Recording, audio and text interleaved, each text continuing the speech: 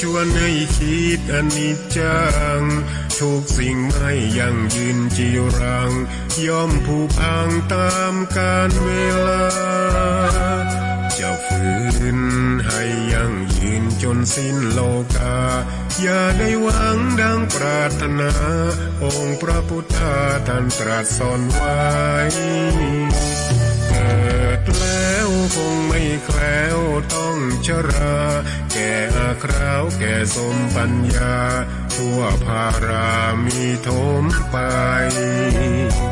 เจ็บทุกข์ย่อมเวียนวนมีพ้นใครๆสัตว์โลกล้วนรู้แน่แก่ใจเกิดแก่เจ็บตายหลีกไปไม่พ้นใครหลงคิดหลงจิตอัตตาว่าใจแจ้งกมลแม้นใครปลงได้คงสุขล้นชีวิตมีมองมนเกิดมาเป็นคนสมบูรณ์ดับหายเพียงร่างกายไว้ชีวาแต่กุศลผลกรรมทำมาย่อมแปลงค่ากลายเป็นทุนส่งผลให้ทุกคนเวียนวนไม่สูญ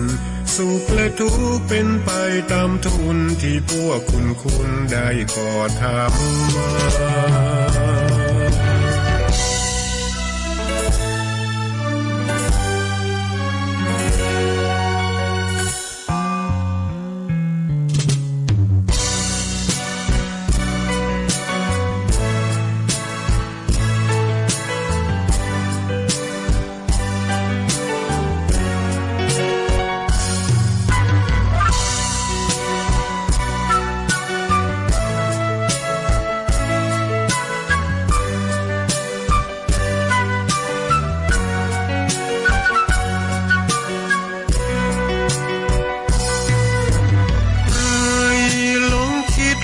ติดอัตตา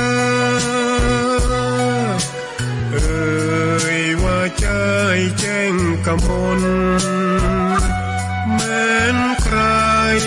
ปลงได้คงสุขล้นชีวิตมีมองมนเกิดมาเป็นคนสมบูรณ์ดับหายเพียงร่างกายไว้ชีวาแต่กุศลผลกรรมทำมาย่อมแปลงค่ากลายเป็นทุนส่งผลให้ทุกคนเวียนวนไม่สูญสุขและทุกข์เป็นไปตามทุนที่พวกคุณได้ก่อทำมา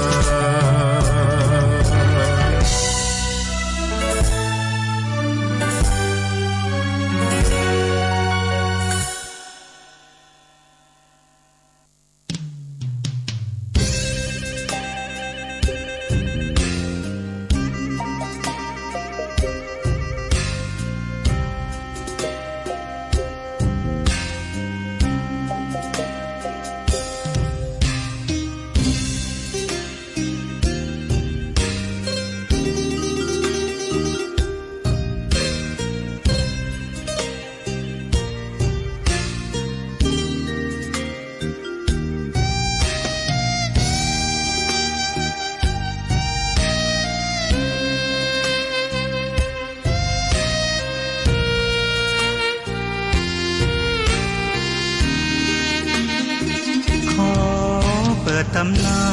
น1,300 กว่าปีแม่ชามเทวีสร้างพระเจดีย์ที่วัดดอยน้อยพร้อมเจดีย์โค้งอีกองค์เคียงคู่อยู่ดอยสลับก้อนหินใหญ่น้อยร้อยเรียงหน้าอัศจรรย์พระธาตุสีทองแงนมองฝูงพึ่งทำรังช่างมีมนต์ขลังพลังศักดิ์สิทธิ์บนนั้นกล่าวคำไหว้สากราบสักการะคนลุกขนชัน สัมผัสถึงสายสัมพันธ์คงเป็นลูกหลานเคยร่วมสร้างบุญวัดดอยน้อยอยู่กลางยอดดอยโรยต่ออำเภอดอยเหล่าเขตติดต่อป่าสางลำพูนเดินทางปลอดภัยจากเชียงใหม่หรือสายลำพูนยินดีต้อนรับนักบุญมาร่วมสร้างทานบารมีตีสามตีสี่เปิดสถานีฟังตุลุงยองนักเทศเสียงทองชื่อเสียงดังก้องทั่วฟ้าธานีตัวจริงเสียงจริงวัดดอยน้อยแม่ตามเทวี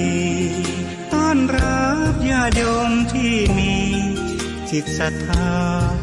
มาร่วมสร้างบุญ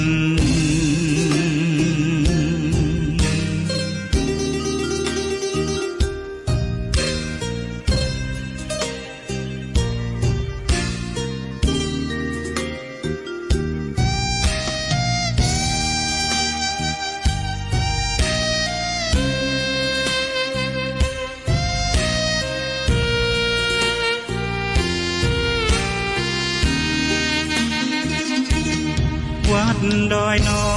ยอยู่กลางยอดดอยโรยต่ออำเภอดอยเหล่าเขตติดต่อป่าสางลำพูนเดินทางปลอดภัยจากเชียงใหม่หรือสายลำพูนยินดีต้อนรับนักบุญมาร่วมสร้างทานบารมีตีสามตีสี่เปิดสถานีฟังตุลุงยองนักเทศเสียงทองชื่อเสียงดังก้องทั่วฟ้าธานีตัวจริงเสียงจริงวัดดอยน้อยแม่ตามเทวีต้อนรับญาติโยมที่มีจิตศรัทธามาร่วมสร้างบุญ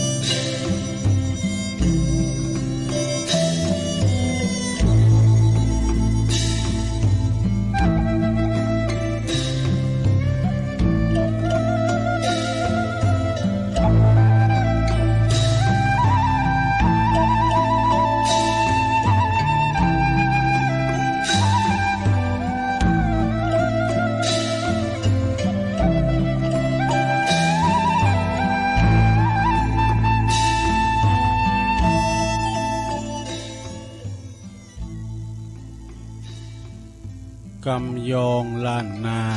มีมาแต่ไทยลูกหลานอย่าได้ลืมลาถ้าเฮาบ่หักลืมลืมจาแล้วไผในจ้าจักมาสืบถอยตื่นเจ้าขึ้นมายิ้มแย้มแจ่มใส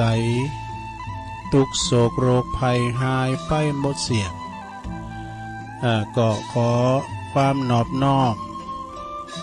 แด่พระรัตนตรัยอันมีพระพุทธพระธรรมพระสงฆ์เป็นสรณะตีปึงกราบแนบไตรไวสาถวายความเคารพมายังครูบาอาจารย์พระมหาเถรานุเถระท่านเจ้าคณะพระสังฆาธิการพระภิกษุสามเณรเจ้าจุโตนจุองค์กุวัดวาอารามพร้อมตึงสำนักตีผักสงตัวเนอะ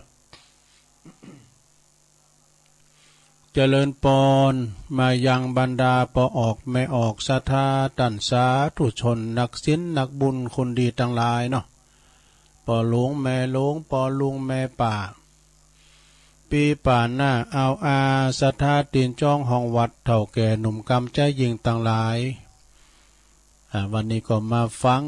รายการเนาะรายการนี้ก็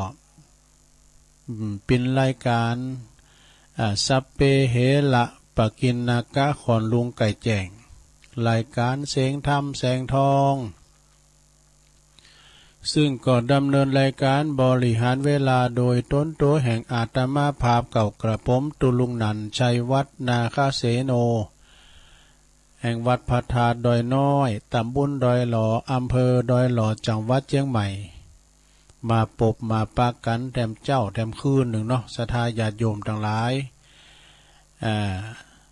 ตามปกติแล้ววันติดนี้ก็จะเป็นรายการมรดกธรรมเนอะของเมตตาธรรมอาจารย์พระครูวรธรรมมานาถเจ้าอาวาสวัดหนองเหงซึ่งเป็นครูบาอาจารย์ของตุลุงแถมตุนหนึ่งเนาะตี60ผู้ใหญ่ตีตุลุงเคารพนับถือแต่ก็เนื่องจากว่าวันนี้เราจะออกเดินทางกันไปตานเตนกันปุ้นในพื้นที่จังหวัดแปรอาจารย์พระครูเปิ้นก็คงจะไปหับญาติโยมจ้าจะจังเกมเนอเกมโตจะได้จ้าเนาะแล้วตุลุงก็เลยได้รับชันทานุญาตชันทานุมัติจากอาจารย์พระครูอภิวัฒนวิกรมว่าขอตุลุงดำเนินรายการบริหารเวลาในวันติดตั้งแต่ตี3 ถึง 5 โมงเนี่ย5 โมงก็รถจะมาหับตุลุงเนอะนะหล่อหมุนเลยนะเพิ่นจะมาหับตุลุงก็เลยสนองงานของครูบาอาจารย์เนาะเพราะว่าตุลุงก็เกมพร้อมตลอดผ่านุงโคใบก็มันจะมียังนะเกมผ่าปกก็มีในถุงหยาบก็มียังเมงเงี้ยกะเกมเอาอันน้ำพริกตาแดงตัวปีทูนไป2 กัปเนี่ยเอาไปชั้นตั้งหนาวแล้วการตายเอาตัวมันมียังเอาไปแหลกเข่าวันนี้ก็เลยมาตุกมาเตนเปิดเนอศรัทธาญาติโยมสนองงานครูบาอาจารย์ไปนะต่างที่ได้ห้องลุกกันเนาะศรัทธาลุกกันแล้วบ่เขาจะไปกินเป็ดตาเนาะเดินทางไกลกำเดียวตุลุงจะได้สวดมนต์พญานกยุงทองเนาะเดินทางเขี่ยวขาดปลอดภัยอุตเตอาเป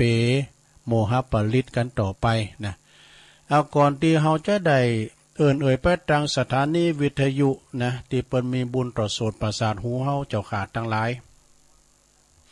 ตุลุงก็จะได้สวดมนต์กันเนาะสวดมนต์ไหว้พระก่อนตื่นกันมาแล้วบ่ศรัทธาเนาะต่อไปเฮาจะเริ่มไหว้พระเนาะกราบ1กราบ2กราบ3ว่าพร้อมกันไปเลยเนอะอิมินาสกาเลนะพุทธังอภิปูชยามะอิมินาสกาเลนะธัมมังอภิปูชยามะอิมินาสกาเลนะสังฆังอภิปูชยามะอะระหังสัมมาสัมพุทโธภคะวาพุทธังภคะวันตังอภิวาเทมิสวากขาโต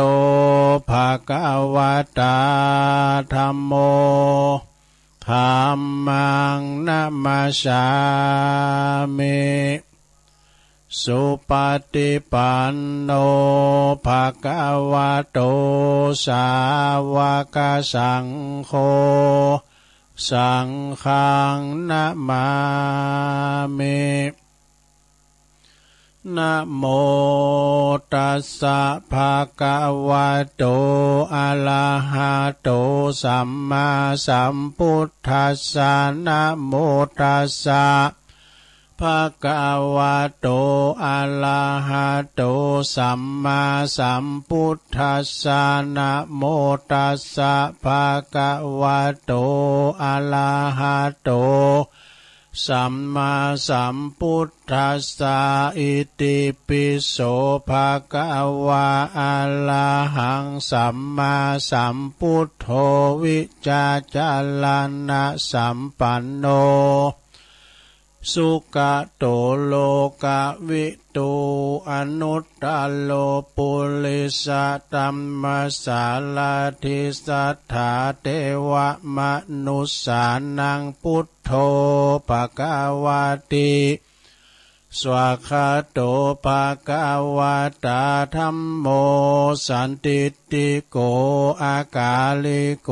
เอหิปัสสิโกโอปันนยิโกปัจจตังเวติตาโปวินโยเหติสุปฏิปันโนภะคะวะโตสาวกสังโฆอุจจุปฏิปันโนภะคะวะโตสาวกสังโฆยายะปฏิปันโนภะคะวะโตสาวกสังโฆสามิจิปฏิปันโนภะคะวะโตสาวกสังโฆญาติตังจัตตาลิปุริสยุคาเนอัตถปุริสปุคลาเอสะภะคะวะโตสาวกสังโฆอาหุนายโยปะหุนายโยตักขินายโยอัญจลิกาลนิโยอนุตตลังปุญญเขตังโลกัสสาติจายันโตโพธิยามุเลสักกายานังนันทิวัตโนเอวังตวังวิจัยโยโหหิจัยยสุจัยยะมังคะเลอัปปลาจิตตปันลังเกสีเสปัทวิโปคะเลอภิเสเกสัพพพุทธานังอากาปโตปัมโมตติสุนักกตังสุมังกลังสุปาปาตังสุหุติตังสุขันโนสุมุหุตโตจัสสุยิตังพรัมมจาลิสุปัทขินังกายกัมมังวาจากัมมังปัทขินังปัทขินังมโนกัมมังปณิทิเตปัทขินาปัทขินานิกาตวนะละพันตเถปัทขิเนสัพพิติโยวิวาจันตุสัพพะโลโกวินาศตุมาเตภวัตวันตรายโยสุขีติขายุโกภวะอภิวาทนาสิลิสันนิจังวุตตาปัจจายโนจัตตารโอธัมมาวัฏันติอายุวันโนสุขังปะลังเอาแล้วศรัทธาสวดมนต์ปิ้นเบิ่งตนไปแล้วศรัทธาญาติโยมทั้งหลายเนาะบางพองก็ตื่นมาแล้วตั้งแต่ตีหนึ่งตีสองนะตื่นมาแล้วมาตื่นนอนบ่าลับเนาะก็มาฟังรายการนี่ก่อนเวลาออกเดินต่างเป็นรายการปลุกลุกก่อนแล้วกันเนาะสำหรับคนที่จะไปตานเตนกันในวันนี้เนาะน้อมจิตน้อมใจต่างอกต่างใจยิ้มแย้มแจ่มใสปิยวาจาอู่มนเจ้าหวานทำจิตใจแช่มชื่นเบิกบานเขาใสสะอาดปราศจากมลมลทินเด้อเอาต่อไปก็จะได้เอ่ยปัดตังสถานีวิทยุกันเด้อลงเด้อ ตีเปิ้นหับรายการสัญญาณถ่ายรายการธรรมะภาคโชงตอน3 โมงถึง5 โมงเนาะขอบคุณสถานีวิทยุคลื่นพระศาสนาพระพุทธศาสนาและวัฒนธรรมคลื่นการศึกษาพระพุทธศาสนาและวัฒนธรรมวัดไฟหินตำบลสุเตปเนอ FM 104.50 เมกะเฮิรตซ์ โดยเมตตาบารมีธรรมอาจารย์พระครูสมุวิสุวัฒน์วรกิจโจองค์ขลงในเมืองได้ฟังกันไปเนอะกระเดียบปนจะถ่ายทอดตัวเนื้อสถานเนอะจบรายการตัวลุงนี่ก็ฟังท่านพระมหาสมชาติชาตปัญโย5 โมงถึง7 โมงเนอะจัดรายการอยู่ปุ่นนะที่วัดก้องฝายขอบคุณสถานีวิทยุคณะสงฆ์อำเภอฝางตั้งอยู่ที่วัดพระบาทอุดมนำบ่อสาวาสำนักวิปัสสนาFM 100.25 เมกะเฮิรตซ์โดยเมตตาบารมีธรรมในหลวงพ่อท่านพระครูสุจิตานุรักษ์ด็อกเตอร์หลวงพ่อใหญ่เนื้อเจ้าคณะอำเภอฝางขอบคุณตุปีเจริญโชติธรรมโมแล้วก็ตุปีพระอมรเทพอุปสันโตลิงสัญญาณไป3 อำเภอฟังกันอย่างชัดเจนนะ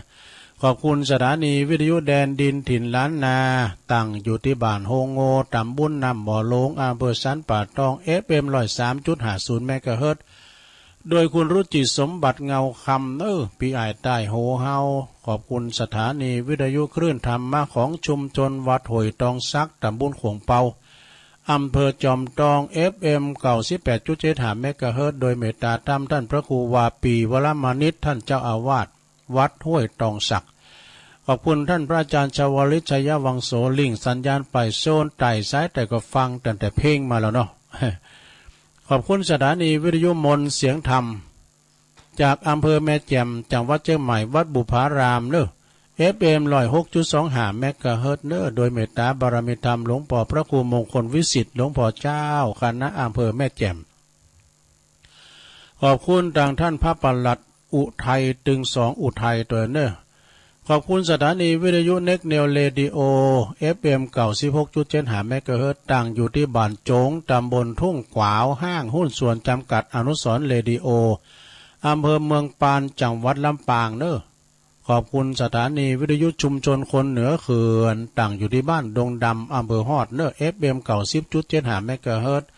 ขอบคุณสถานีวิทยุเพื่อการศึกษาและพัฒนาอาชีพเรดิโอเน็ตเวิร์ก FM 103.00 เมกะเฮิรตซ์อำเภอเมืองจังหวัดลำปางโดยคุณอนุพงษ์ตาจินนะขอบคุณสถานีวิทยุเรดิโอเน็ตเวิร์ก FM 99.50 เมกะเฮิรตซ์วิทยาลัยเทคโนโลยีเพื่อการจัดการกฟผ.แม่เมาะลำปางนะแล้วก็ขอบคุณสถานีวิทยุมจร มหาวิทยาลัยสงฆ์นครลำปางเนอะวัดบุญญาวัดวิหาร FM 106.50 เมกะเฮิรตซ์เนอะแล้วก็ขอบคุณน่านฟ้าเรดิโอโดยคุณลุงนิรันดร์ปันดอนตอง FM 100.25 เมกะเฮิรตซ์เนอะปุ่นบันประเดชปุ่นนะ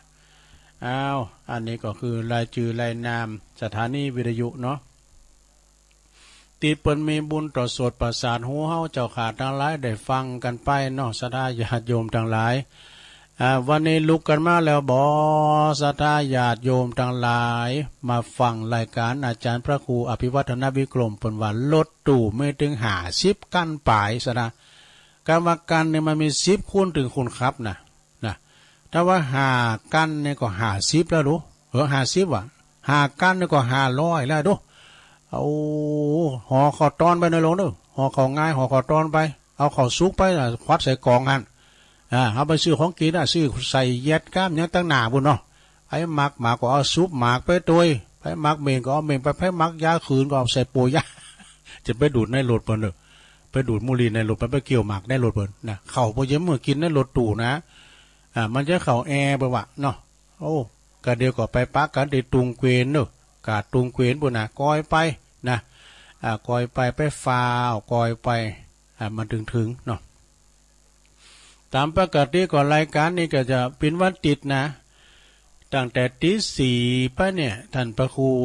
วรธรรมนาถขวานฟ้าหน้าดำเพราะพระใจอันนี้บ่าวน้อยกินขวาน พาดไปจนหลายติดแล้วเหมือนกันเนอะเปิดมีการเนาะติดหน้านิ่มพี่เนาะฟังกันนะสดาเนาะอาจารย์พระครูวรธรรมนาถเปิ่นจะได้เทศนาธรรมบ่าวน้อยกินขวานโมนตูลุงก็ติดตามเป็นแฟนรายการเปิ่นนะเนาะอันนั้นก็วันนี้เปิ่นอาจารย์พระครูเปิ่นบอกว่าตูลุงแทนไปก่อนเพราะว่าเปิ่นก็จะต้องเกมสำหรับเนี่ยต่างๆเนาะเปิ่นจะไปหับยาทับโยมบนตัว น้องเฮงเนี่ยรู้มันจะมี2กั้นรถตู่กันนะอาจารย์ประครูบอกว่ารถมันไปเองจ้ะนะรถมันมี3กั้นวัดเพิ่นนะแล้วก่อนที่เราจะเดินทางในตุลุงจะได้สวดนี่ก่อนนะซะนะสวดโมหะปริตกันนะเป็นสวดของพญานกยุงทองนะพญานกยุงทองนี่อยู่ในเถินในถ้ำจะออกเสาะลาวาหากินในเถินในป่านี่เปิ้นจะสวดก่อนเปิ้นจะต้องคาถาบทนี่เนอะแม้ว่าไปก็ขาดเขี้ยวปลอดภัยบัดติดบ่วงในพานสักเตอเพราะว่าเปิ้นบทสวดอันนี้เฮาก็ไปดีมาดีเดินทางเกี่ยวการปลอดภัยทุกขบวนเนอะ ตุลุงจะสวดมนต์กันเนอะสวดน้ำกล่อมเนอะอุเตอเปเนาะอุเตตายัญจคุมาเอกาลาชาหาลิสวันโนปัทวิปาภาโสตังตังนามาสามิหาลิสวันนังปัทวิปาภาสัง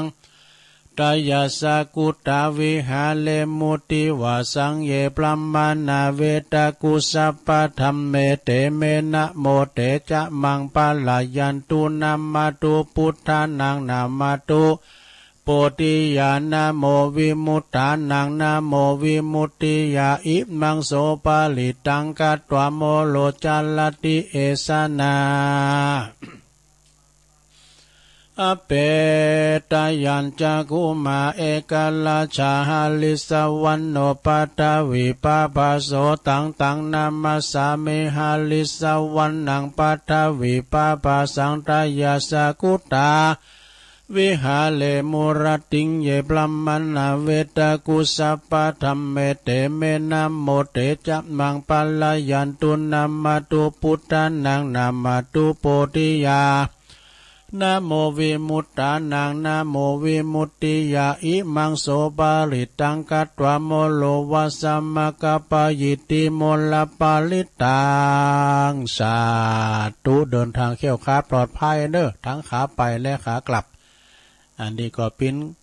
บทสวดของพญานกยุงทองเนอะศรัทธาไปกินไปตานวันนี้ยิ้มแย้มแจ่มใสเปิดหูเปิดตาเนาะเปิดหูเปิดตาอู่จากันไปแต่ไปประมาทนะลงเนอะคือใส่เม็ดตลอดเวลาโดยเฉพาะในรถตู้เนี่ยมันมีแอร์อย่าเนาะของอย่างนี้นะผมจะหูว่าภัยพินภัยมาตรการของเขาก่อนคือจะไปละเม็ดน่ะเปิ้นก็คือวางมาตรการไว้จะไปประมาทกาดจะไปตกเตอใส่แมสไว้เอาไปหลายๆเนี่ยแมสนะเขาเตียวแล้วมันหือออกมันปิดเอาควางไงนะแล้วก็ใส่เท่าใหม่เนาะซะตาเนาะก็ขอหือกันดูแลตัวเองเนอะนะพอก้อยดูแลตัวเองนะเอาแล้วศรัทธาญาติโยมทั้งหลายวันนี้ก็ขออนุโมทนาวันนี้ตุลุงจะเตดนำเตดทำบรรยายกันเนอะถ้าเวลาเหลือหลายก็จะเตดมรดกธรรมสาธโวตัว เปิดเป็นการหือศรัทธาได้ยินได้ฟังกันนะวันนี้ก็ศรัทธาญาติโยมก็กินไปกินข้าวกินน้ำกันตั้งหน้าคุณตีอยู่ตั้งหลังก็ถ่าฟังการถ่ายทอดเนอะทีมงานของตุปินหนุ่มจากวัดไฟเห็นสัมมาเนตวันเขาเนี่ยเปิ้นก็ไปถ่ายทอดก็เดียวก็ได้ถ่ายทอดละนะ5 โมงถึง7 โมงก็ท่านพระมหาสมชาติก็จะได้ออกอากาศเนาะตุลุงเขาก็เดินทางเขี่ยวขาดปลอดภัยนะเอาคติธรรมประจำใจก่อนเนาะสถานเนาะคติธรรมประจำใจแล้วจะเตดธรรมวันนี้จะเตดเรื่องอย่างตุลุงวันนี้จะเตดเรื่องสัจจะของชีวิตนะพี่จะได้ก็ถ้าฟังกันไปสัตว์เอาคติธรรมกันเนอะเสนอเรื่องอะไรตุลุงเรื่องแมวสอบกินป่าแต่แมวมันก็ขึ้นมามันก็จะเข่าลุงไปในน้ำก็ไม่ได้ แมวสอบกินป่าเถอะเปิดมาป่าแห่งจูปากแมวไว้นะเนาะแต่แมวก็ลุงน้ำว่าได้เนี่ยป่ามาสอบกินใส่เดือนขี่เดือนนะแต่ป้ามันก็ขึ้นฝังมากินใส่เดินบ่ได้นี่มันกลับกันนะก็เหมือนชีวิตคุณเฮาเนอะชีวิตเฮาเนี่ยมันก็มีได้มีเสมีทั้งได้เลิกแล้วก็ต้องมีทั้งลุ่มเลิกด้วยเนาะในชีวิตคุณเฮานี่บ่มีต่างตีตุก อย่างนี่มันจะเหมือนดั่งใจเฮานึกไปหมดมันบ่มีสถามันมีขาดไม่เกินมันจะไม่สมคะเนนี่ก็หาอยากนะเหมาะจับพอดีนะมันก็มีขาดไม่เกินมันจะผสมปรารถนาเฮาทุกอย่างไปฉะนั้นจงอย่าไปคิดเล็กคิดน้อยกับไผเพราะมันบ่คุ้มนี่จงอย่าจริงจังกับตัวเองเกินไปเพราะว่าจะทำลายตัวเองวะนะจงอย่าไปจมปักอยู่แต่ในอดีตที่มันผ่านไปแล้วแก้ไขบ่ได้แล้วเนาะเพราะมันบ่ได้ยังขึ้นมาเลยนี่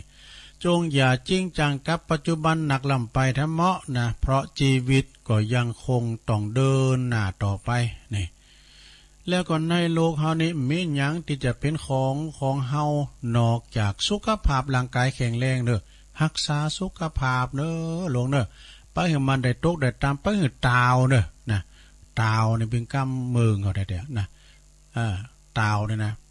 แล้วก็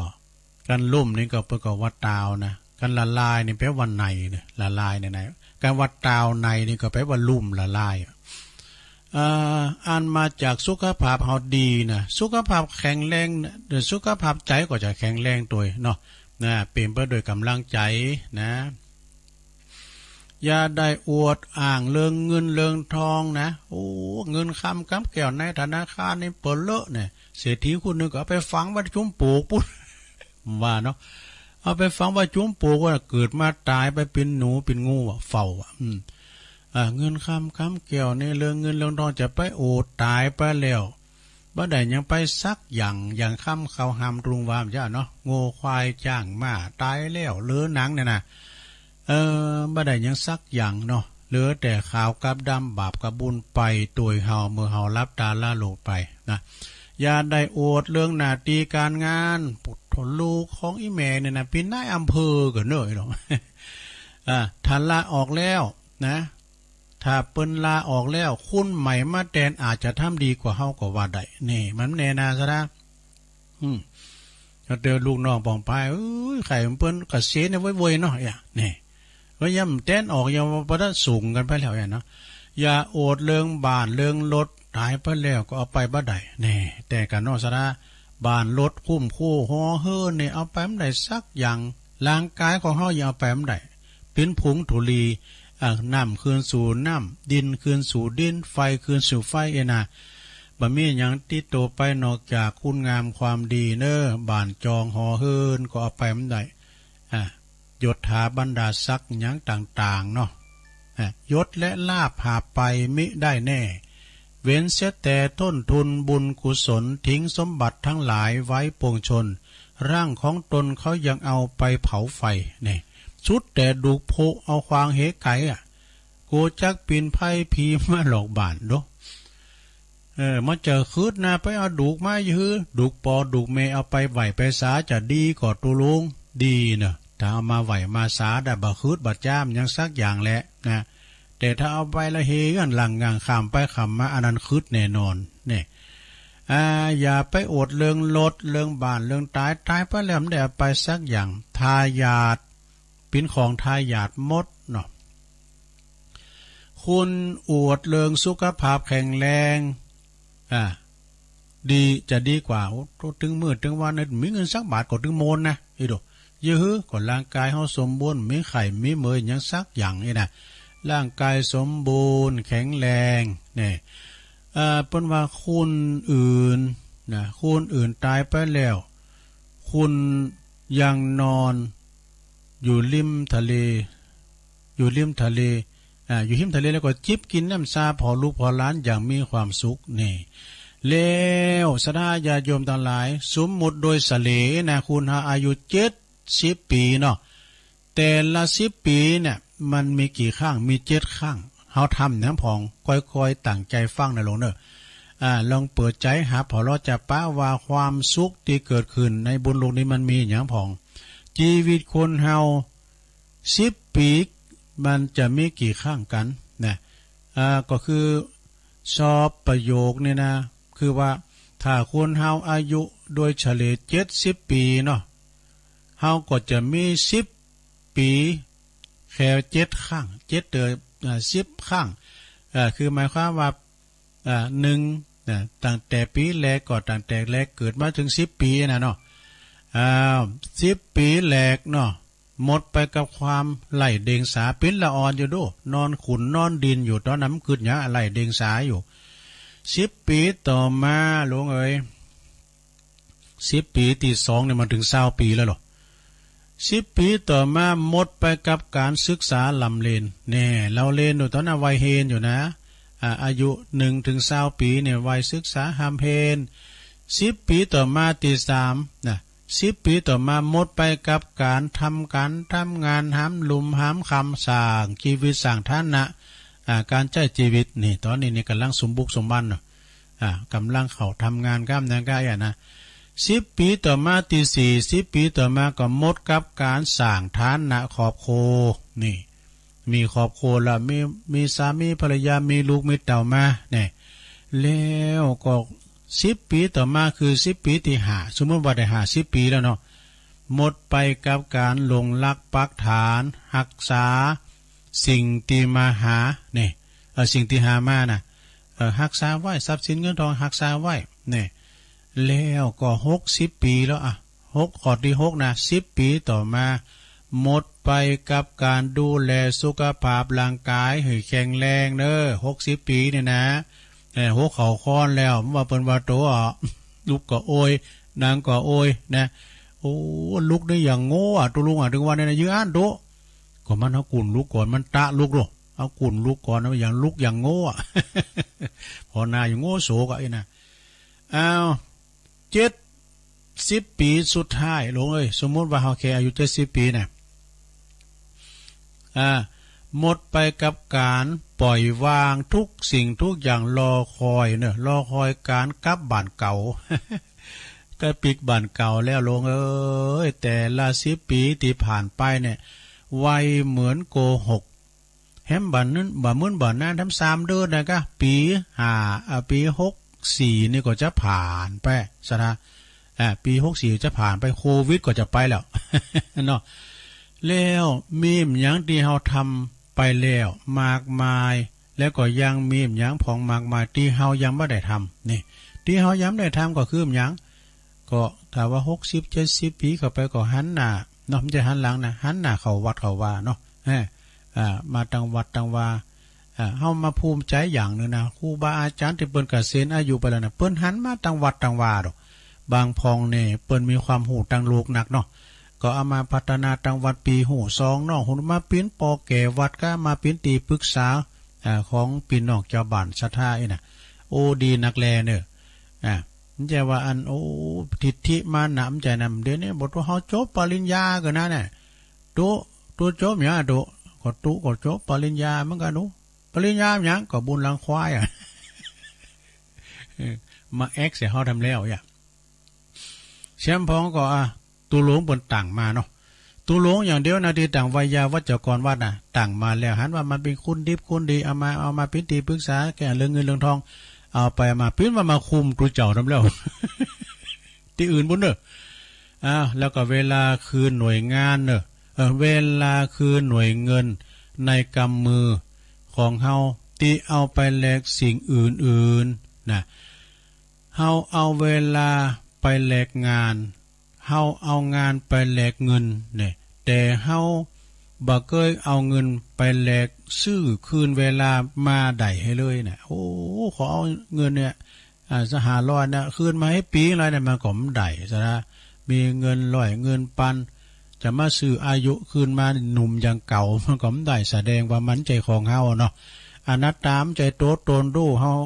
มาย้ำอยู่ในบังคับเฮาแน่จะไปเจ็บนะหัวเขาก็มันยังเจ็บอยู่ในโรงเฮาก็ไม่ไข่มันเจ็บแหละมันใจมามึนเนาะอดเอาเด้ออดเอาเจ็บหัวโมตาเจ็บแข้งเจ็บขาหัวเข่าแข้งขาลูกก็โอยนางก็โอยอดเอาเนี่ยมันเป็นสัจธรรมไปเตือนหน่อยนะมันพาเขาไปเตือนหน่อยผมโหมก่อนนี่ดำสนิทเดี๋ยวนี้กลายเป็นเอาแล้วพยายามมาคือลัดเอาจุดไม้ก่อมมันเทไป2 ค่าแล้วปต้มเดี๋ยวนี้ผมโหเนี่ยเริ่มงอกแล้วเนยเนี่ยงอกซุ้นซานแล้วเนยนะเขาวัดเอามาว่าที่มตูหูก็ฟังถนัดทนีเอาไปว่าที่ อันตีหลอดไฟตาก็บาเจงแล้วเอาไปเนบว่าเดียนเตียนฟ้าเนาะโอ้ตัวผิวพันวันนะก็เหี่ยวแห้งไปหย่อนย่านไปเอาไปว่าที่เก้าเสาหัวเข่ามันดีเลยเอี้ยสาระมันไปมีอย่างจี้หลังยังยืนไผอายุถึง200 ปีบ่อง100 ปลายนี่มีอยู่เนาะ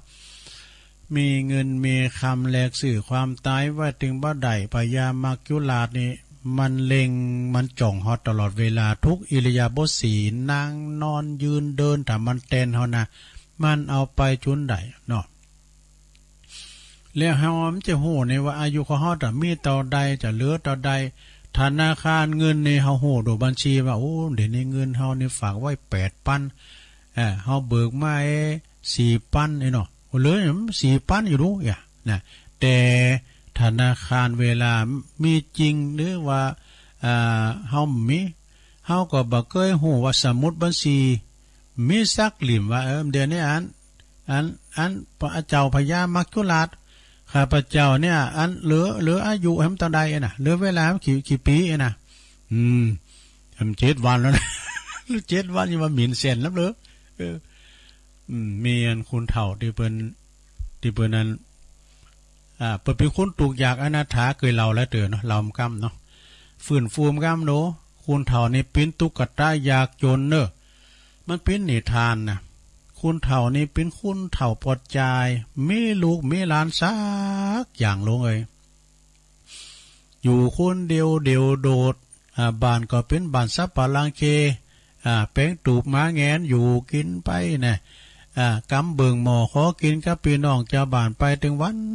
วันลางคาบก็ได้กินลางคาบก็บ่ได้กินอย่างอี้เป็นประจำคุณเฒ่านี่ก็มีความหน่ายตัวเก่าแต่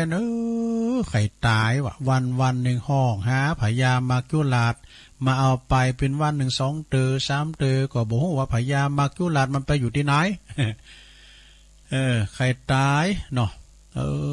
ก็มันถึงข้าวมันนี่เนาะคุณเฒ่าคนนี้ก็จักไม่เต้าก็ไปกำเบิงหมอขอกินกับพี่น้องเจ้าบ้านตกมาแล้วฝนตกมาแล้วมีอยู่หันวันนึงในคุณเฒ่านี่เอาไม้เต้าไปลุ้มใส่คุ้มขวังเอาในปุถุอันนี้คุ้มแมงมันเนี่ยก็ไปโคดควายพอเลื้อง3ลงเพี้ยนว่าคุ้มค่ำว่ะโอ้คุณเฒ่านี่ก็มีควัดควายเอาคำไปขายปุถุจากตุกตะพลิกฝ่ามือเป็นหลังมือเนี่ยเป็นคุณมังมีสีสุกเป็นคุณลำคุณโลยบทตัวกำนันเก่าโตเจ้าบ้านเจ้าจองก็มาเสนอหน้าสล้อนเนี่ยอันพ่อเจ้าอันนี้ก็รู้อีกข้ามมุจ้าเกิดล้านพอนะกะเนี่ยยังมือมียังมันมีไพ่มาเสนอหน้าเวลามีเงินมีคำอันนี้ก็ลูกอันนี้ก็ล้านเนี่ยกะเนาะอันพี่ยานุมนุษย์คุณเฮานี่นะที่นี่แปลงหอแปลงเฮิรนใหญ่โตโอลานก่อนนี้โกตายนะก่อนนี้มันโกตายเดือนนี้มีแล้วมันไม่สิสุโกตายวะโอ้โกตายโกพยามัจจุราชมาปะมหันใส่บ่ฮู้ว่าไปถามไผว่าเฮานี่จะตายมันใดบ่ฮู้นะธนาคารอายุเฮามันฮู้มีอยู่หันวันนึงไปถามซุบจับใส่พยามัจจุราชว่าข้านี่จะตายเมื่อใดพยามัจจุราชว่าลุงเหมือนน่ะแฮม7 วันน่ะจะตายเนาะนะอันนี้มันเป็นนิทานปวดตัวคุณเฒ่านั้นได้จะฮือดิมเดี๋ยวนี้เฮาก็มีกุสิ่งกุอย่างเนี่ยบ้านจองฮอเฮือเฮาก็มีหมดแล้วเนี่ยจะได้แฮม7 วันนี่พญามัจจุราชมันจะมาเอาไปแล้วก็เลยทำแป้งอันกล่องอย่างกล่อมไหมกะเนาะอันนี้มันเป็นนิทานนะเราไปเจออยู่แล้วก็คือคุณเฒ่าเนี่ยไปนอนในกล่องนะแล้วก็ปิดปากปิดยังบ่ว่าแล้วก็กันน้ำเอาอันดินน้ำมันเขาจีแต่มือน้ำมันจืมเขาน่ะแล้วเอาไปลบไว้อยู่ในอันแม่น้ำในน้ำนะแล้วเอาเจือกเล็กมามัดกึ่งว่าติดลักกันว่าดูว่าจะลบพญามัจจุราชนะกะจะลบความตายนะกะไปอยู่ปื้นน้ำพุ่นนะแล้วทำ7 วันมาแต่พญามัจจุราชมาซอหาคุณเฒ่านะไปซอหาที่ไหนก็ปะวะก็คุณเฒ่านี่มันหายไปไหนซอหาที่ไหนก็ปะไปบุญเฮินทางปืนเฮินทางไหนในคุ้มหัวที่โซนมันก็ไปใจบ่ที่โซนลำไยมันไปลิดกิ่งลำไยก็ก่อมปะพออิ่มนายละนะ จะมาเตอะเอกะปรุงอกปรุงใจจะมาเตอะคุณเดาคุณเดียวมันได้ก็หมอไปไอ้วะพยายามมาคิวละก็จะปิกไปบ้านไปเมืองละแต่ว่ามันฮ้อนเหลือกำลังก็จะลุกไปน้ำตาไปจำลานน้ำไปอาบน้ำเนาะแล้วจะไปบ้านไปเมืองอะไรเงี้ยไปของเสียเจิกเล็กอ่ะเฮ้ยไปเอาเจิกเล็กมามัดมากลางไว้ยังนี่สาวขึ้นมาปิ้นกล่อมปิ้นกล่องปืดคล้ายพอปิ้นคุณเฒ่านั้นไปนอนขาบใช่บอกพยายามมาคิวหลานมาปะหันใส่อยู่ลงเนี่ยมันถึงข้าวมันถึงตายนะก็มันจะมาหอมนานเนี่ยนะเนาะอย่างงั้นที่มันยังเป็นคุณตุกผมก็ไข่ตายว่ามันโค่นรวยแล้วไข่ตายเนี่ยถึงข้าวมันถึงตายนะลงเนอเนาะก็มันถึงข้าวนะยื้อมันถึงบาดตายขนาดว่าขาดโรคเก่าเนี่ยมันย่ำตายเลยนะถ้าถึงข้าวตายเนี่ยกำเดียวนะมันตายเนาะถึงไหนอันนี้มออีก่อนเอาเจ้าย่ำจบตัวนี้ถึงไหนเนี่ย10 ปีต่อมานะ10 ปี70เตอเฮาบ่อาจฮู้ได้ว่าเฮาจะตายในลักษณะไหน10 ปีได้ที่เฮาจะตายนะบางพองก็ถึง70 ปีบางพองก็ถึง70 ปีดังนั้นเนี่ยสำคัญที่สุดต่อแต่นั้นก็บ่สำคัญเท่ากับเฮาใจเวลา10 ปีของเฮาคุ้มค่าหรือเปล่าแน่ลงใจคุ้มค่าก็ใจชีวิตเฮาคุ้มค่าก็ต้องเหลียวพอตั้งหลังล้อมเดี๋ยวนี้ที่วันปีนี้ที่ผ่านมาเฮาทำหยังพองทำดีหยังพองเนาะเมื่อเฮาหันหลังมาพอได้เต็มปากว่าโอ้บัดเดี๋ยวนี้เฮาใจเวลาอย่างคุ้มกำแล้วเน้อนะเฮามีศีลมีทานมีกินมีทานชีวิตคุณเฮาเนี่ยมี10 ปีสักกี่ครั้งกันนะใจ10 ปี7 ครั้งของเฮาหือคุ้มค่าเน้อดอกหือคุ้มค่าสรุปแล้วก็คือชีวิตตีเรียบง่ายหือสนุกไปกับการใจชีวิต 30% ตีปิ้นของคุณของเฮานี่นะเปิ้นว่าเมื่อเจ็บปวดเมื่อบาดเจ็บปวดก็ต้องบำรุงร่างกายของเฮานี่นะเหมือนกับรถเฮามันลุเล็กๆน้อยๆถ้าใจฟ้าเอาไปเนี่ยมันดึงเสียงหนักหรอกการมันนักไม่นะเหมือนคุณเฮาเนาะไปหงยุกหงยามันนักไปแล้วเนี่ยแล้วก็เมื่อบากกะหายเฮาก็ต้องดื่มน้ำในเป็นยาเนี่ยน้ำเปล่าๆเนี่ยกะกินไปแล้วในน้ำเนี่ยบทมันเป็นยาติบกันแล้วเนี่ยมันขับถ่ายของเสออกมานะว่าวุ่นแค่ไหนก็ต้องปล่อยว่างเด้อปล่อยว่างให้พองมีเหตุมีผลก็ต้องยอมคุณมีอำนาจแต่ก็ต้องหู้จักการถ่อมตนถ่อมตนถ่อมโตบันเนยแต่ก็ต้องพักผ่อน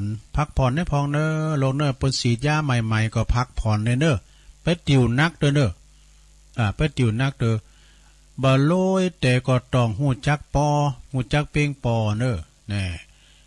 ทุละยุ่งแค่ไหนก็ต้องหู้จักพักผ่อนมันเตือนตนเองชีวิตนี่แสนนักเน้อนะใครอยากกินเนี่ยก็กินใครแอวที่ไหนก็แอวเนี่ยเรื่องกลุ่มอย่ามาเก็บไว้เรื่องคิดก็ปรุงว่างมันจะสบายทุกเวลานี่เนาะนะขอบโคสุขสันต์ต้องมาก่อนเสมอเวลาเฮาอยู่ด้วยกันเนี่ยจะไปโขดจะไปเกลียดจะไปดูด่าว่ากันง่ายๆเพราะว่าสิ่งที่สำคัญต้องเป็นผู้ให้ก่อนเสมอติมใจสุขใจตีเป็นผู้หูจักขอโทษหูจักสำนึกผิดทุกครั้งที่ทำผิดสุดท้ายปล่อยวางแล้วก็เพียงพอคิดดีทำดีพูดดีมีสุขแน่นอนเนี่ยอันนี้จบไปซะนะจบไปแล้วศรัทธาญาติโยมทั้งหลายนะคติธรรมประจำใจคติธรรมก่อนที่เราจะได้ฟังเทศน์ฟังธรรมเนาะก็อนุโมทนาเนอะสำหรับคติธรรมที่ผลสูงมาก็ดีปิโตโจยก็ดีที่ได้เอามาเสนอแนงศรัทธาญาติโยมจะเป็นนิทานก็ดีเนาะฟังกันไปแล้วตอนนี้ไปตุลุงก็จะเทธรรมกันเนอะศรัทธาญาติโยมทั้งหลายเท ติดน้ำติดธรรมเป็นมรดกธรรมนะในวันนี้ก็ศรัทธาเฮาเจ้าขาดตั้งหลายตึงหมดอ่ะเนาะตึงขับโบนตึงอยู่ตึงไปปีนเจ้าภาพรวมกัน ติดน้ำติดธรรมหือศรัทธาญาติโยมได้ฟังก่อนสัพพะทานังธรรมทานังจีนาติการทำบุญการฟังเทศน์ฟังธรรมก็เป็นการชนะการทำกุศลกุอย่างนะเป็นมรดกธรรมปืนบานล้านนาเฮาเด้อ เอาป้อละป้อจานป้อนานอ้ายมาราธนาธรรมกันฟังธรรมกันนะลงเด้อฟังไปรับไปก็ว่ากันตั้งอกตั้งใจก่อนเปลี่ยนแว่นตาก่อนจะได้ติดน้ำติดธรรมศรัทธาได้ฟังเดี๋ยวก็มาเล่าสู่จู้กันฟังแถมเนาะพอจานเดี๋ยวราธนาธรรมก่อนปลมมาเลยต้นอกแอนภาพต้องเต้นวิมานทองทำอันใดดีทาลาทาลองเป็นกองแห่งนักปราชญ์ผู้ข้าน้อยนาฏก็ขออาราธนาธรรมนะธรรมะธรรมังปัจจังอาราธนังกะโลมาจานนั้นไอ้ เตรียมทำก่อนนะลองเนอะนะโมตัสสะภะคะวะโตอะระหะโตสัมมาสัมพุทธัสสะกัมมุนาวันตันเตโลโกติสัทธโวดุลาสะปุริสะทั้งหลายตั้งยิ่งใจน้อยใหญ่ภูมิมักไฟเจยบานจึงเฮือตานบ่อขาดเมสินสะอาดรักษาปักกันมามวลหมู่พร้อมนาอยู่ฟังธรรมอย่าจากกรรมใหญ่น้อยเป็นกรรมถอยสามานะจักเสียการปางเป่าเต้ามาเฝ้าดอมได้คนยิงใจอยู่ไกลจักเดือดไม่แก่นใจเราจะไขบอกกล่าวเฮลูกข่าวกิยาเถิงการนาในโลกว่ามีสุขทุกโศกสูญการพ้องก่อมมาสุขอันนันคำเจ้าพ้องก่อมมาโศกเศร้าเครื่องขี่ร้ายแหละดีนิสัยอยู่กับโลกไตนานมาคนมีพยาจบจอดทุกก็บอดตอดมาปานได้เจยบานจื่นจอยคนผ่านคนพยาดอยปึกตันทุกป่าวันบ่อขาดได้ไม่มาดเครื่องขี่ กันว่าจักเหินเนปนจากต่างตุกยากสงสารเฮือใดเจยบาทนั่นใส่จักป่าใดจักไปใดสันใดเราจักไขบอกกล่าวเฮือรู้ข่าวขียาบัดนี้แหละนาสัทธาอันว่าสัพปัญญูปาพุทธาเจ้าได้เตสนาแล้วเป็นคาถาว่ากรรมมุนาวัตตติโลโกดังเนคายกล่าวจีปันหมายว่า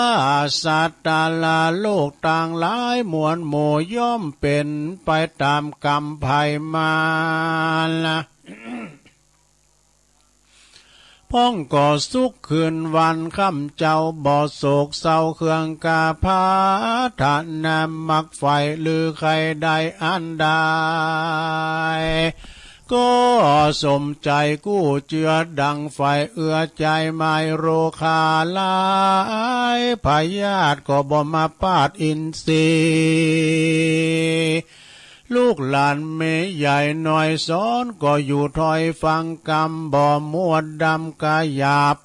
บอกกาตำบาปกับตนจุมลังคนนั่นใส่สร้างกรรมไว้หลายลาม กรรมสั้นนองตามตอบสายได้ตกไล่เครื่องกาอันนาถายากหลายหาเลี้ยงไส้ตามปานแอวขอตานเลี้ยงตองทุกโศกทรงเครื่องขีเปียที่มีบ่ขาดยาก็บ่อาจจักหายพ้องก็มาตายแต่น้อยพ้องก็กากาดก้อยยำจันลาตามกำปามาตอบสายได้ร้ายและดีสัตว์โลกีใหญ่น้อยใหญ่บ่เว้นไว้ตั้งตายย่อมจักวำวายมวยมั่งบ่อนหล่อข้างคนใดจักตายเลี้ยวไวหรือจ้าตามกรรมตอบกล้าตามกรรมกล้าตัวยตานกรรมภัยกรรมเป็นเผ่าพันธุ์เผ่าเจือได้ฝ่ายเอื้อนำมากรรมนั้นใส่จักเกิดได้มาเอาก็คือกายของเฮาเป็นเก้าวาจาเล่าเป็นสองจิตใจปองเก่าจีสามประการนี้เป็นหมายกรรมต่างหลายน้อยมากย่อมมาจากเจตนาดังพระพุทธาที่ไว้เทศนาไว้โอวาทว่าเป็นบทบาทคาถา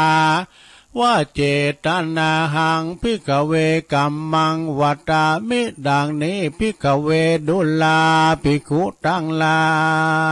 ยอันว่ากรรมนั้นหมายเก่าแก่ก็คือหากมาได้แก่การกระทำมาบุญและบาปกรรมนั้นสายจักสำเร็จใดด้วยใจกรรมจักนำไปเป็นเหตุเข้าสู่เขตสถานนั้นแหละนา เหตุดังอันคนต่างหลายนานนาหนุ่มเท่าใจบ่เศร้าเจยบานได้หือตาละบ่ขาดมิสินสะอาดรักษาภาวนาคำเจ้าบ่บับเศร้าเมาวนยามเมื่ออยู่เป็นคนยามเมื่อตนก้อยก้าชีวิตจะจักขาดใจตายบุญต่างหลายสร้างไว้จักผากดใดหันเล่งหานจิตใจจิตภายพันไปสู่ยังที่อยู่กะเสมสีได้สดสดีชื่นจอยในภาษาซอยเมืองสวรรค์นั่นแหละนาอันว่าบุญบาปกรรมนั้นใส่ภัยสั่งไว้ลายลามย่อมมาตามคืนครอบสยองตอบด้วยไปบ่เร็วไวก็จะตามกาลกว่าภัยมันจักตัวตันตอบสายหือได้ร้ายและดีการว่าคนบุญมีนั่นเราทุกคำเจ้าเจยบานกันว่าสร้างบาปหานั้นโสดย่อมมีโทษเครื่องกาจุ้มศรัทธามวลหมู่อันนั่งหรือว่านอนอยู่ฟังธรรมอย่ากะทำกรรมบาปจุงมันหาบทางดีมีสินธรรมมีอย่าได้ขาด อย่าได้พัมมาดลาสากันมอลานามวยมั่งจากโลกกว้างเมืองคนย่อมเอาตนไปเกิดที่ผาเสดกะเสมใจดังพาทานในกึดกลอยดังพาทานในกึดถอยบอกกากาดก้อยไกลกลาขอศรัทธามวลหมู่จงได้อยู่เจยบานโรคาหารพยาธิอย่าได้มาปาดอินทรีอายุมีเตียงเต้าวันนะเล่าโสภายาใดไกลกากาดก้อยจุใหญ่น้อยใจหญิงแดดเดินเนติตังขียาสังวันนาวิเศษจาห้องเหตุธรรม กฎแห่งกรรมก็บางกลมสมเรสเด็จแล้วเท่านี้ก่อนแลสาธุสาธุสาธุเอามรดกธรรมก็สนองให้กรรมซะได้เนาะสนองยังตุก็เจ้าของรายการเปิดมรดกธรรมจ้ะเนาะรายการมรดกธรรมน่ะบ่าวน้อยกินขวานกำลังติดอกติดใจซะบางพองก็โอ้เก่งวันติดเนอะจะฟังท่านพระครูวรธรรมมานาถนะอาจารย์สมศักดิ์อัคธรรมโมเปิ้นเป็นเจ้าอาวาสวัดหนองเฮงเนอะตำบลสันติสุขอำเภอดอยหล่อฮะนี่แหละนะอาจารย์เปิดจะมาเทศทุกวันอาทิตย์นะเวลาตี 4เดี๋ยวในกันนะ4 โมงถึง6 โมงบ่กันนะเปิ้นจะเทศนำเทศทำขวานบ่าวน้อยกินขวานแต่วันนี้เนื่องจากว่าเขาจะเดินทางไปตาลเตนกันจังหวัดแปรเนอะอาจารย์พระครูเปิ้นก็อาจจะได้สาละวนนอกจากโทรหาญาติโยมที่จะไปตัวเปิ้นอาจจะเอารถไปหับเนาะตามบ้านตามจ้องแถวปวดเหล่ายาวบุนะหลายตีหลายต่างนะแล้วก็คงว่าจะสะดวกช้านะอาจารย์พระครูอภิวัฒนวิกรมก็เลยหือตัวลุงบริหารเวลาไปก่อนเด้อต่างห้องเปิ้นลุกปุ๊กกันตื่นนี่นะตื่นกันแล้วกาศรัทธา4 โมงพอดีเดี๋ยวนี้นะเมื่อตื่นมาแล้วก็ปฏิบัติล้างหน้าล้างตาเข้าห้องน้ำทำธุระโสนโตปีนตีเรียบร้อย1 เข่านะห่อเข่าซุกมาโดยบุตรตัวลุงเจ้าน้ำพริกตาแดงตุปีทูลไปเลยเอาเข่ามาซะหน่อย น้ำพริกตาแดงตัวลุงตุปีทูลลำนะปดโตตัวลุงสมปานเจ้าวัดช้างข้าวน้อยเนี่ยเปิ้นตำนะปิ้นลำปิ้นสันเปิ้นเอาใส่ปิ้นสังมาดูตัวลุงก็เอาไว้ในตู้เย็นเนี่ยปีของการตายไม่ยังเกี่ยวเอาน้ำพริกตาแดงมาบ่า เอากับแคบมันวันนี้ก็มาตุกมาเตนเปิ้นเด้ออาจารย์พระครู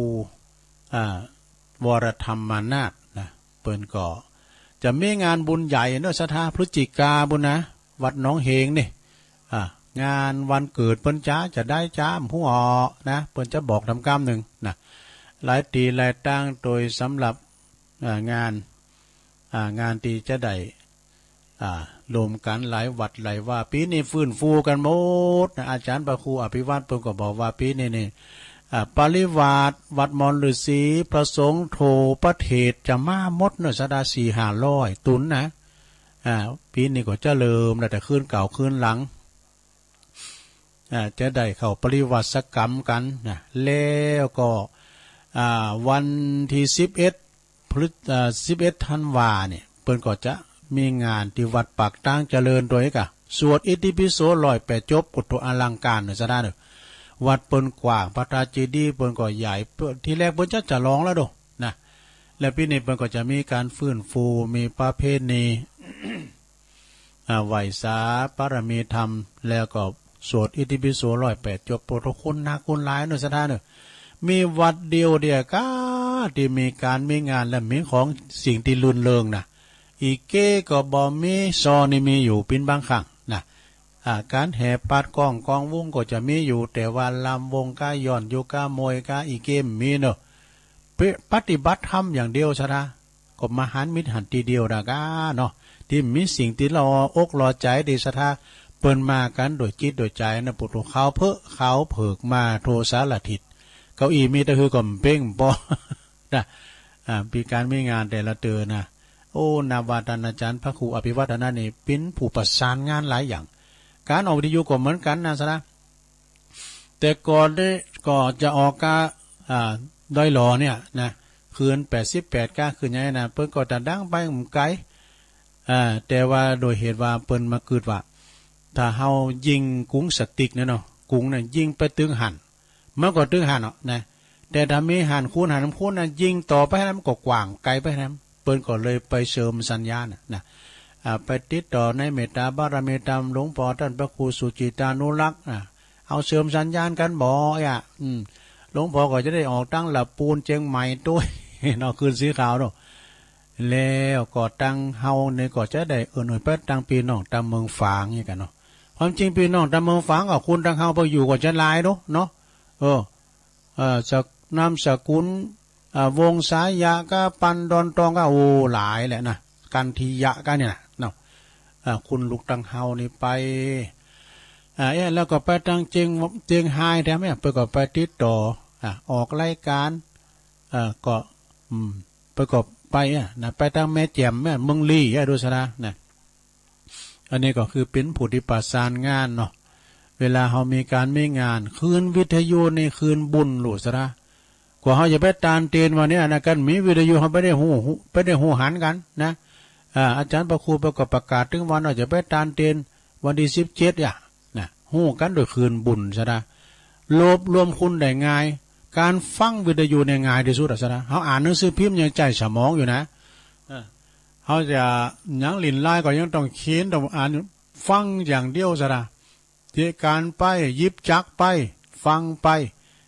โอ้เป็นมีการไม่งานนะโอ้ตุลุงมันประกาศว่าโอ้งานหันแต่มีงานเนี่ยปกล้าไม่ขายไปยังฟังมันฟังอย่างนั้นมันจะฟังเอาอย่างนั้นคือฟังการงานเนี่ยไม่พอเนี่ย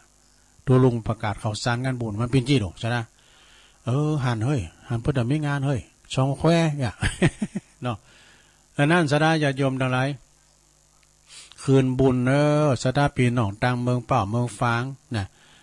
วันนั้นตุลุงเป็นที่อายน่ะนางอยู่หิมน่ะครูบาสีเหมือนประกอบกาวอยู่ที่มอนหรือมอนสีสองเมืองเนาะคุณทำมายิงคนหนึ่งท่านข้าหันตุลุงยองมีนี่ร้านนั่งอยู่นี่ร้านคุณเฒ่าหงของสุนทรนี่เอาอันนี้อาการตุลุงยองเป็นว่าอย่างคนได้กว่าคุณนั่นนี่วาลินนั่นแหละสุมาเนี่ยไอ้สดาญาติโยมเนาะมันเป็นการเดียวว่าตุปีการไปอยู่คุณเล่านะ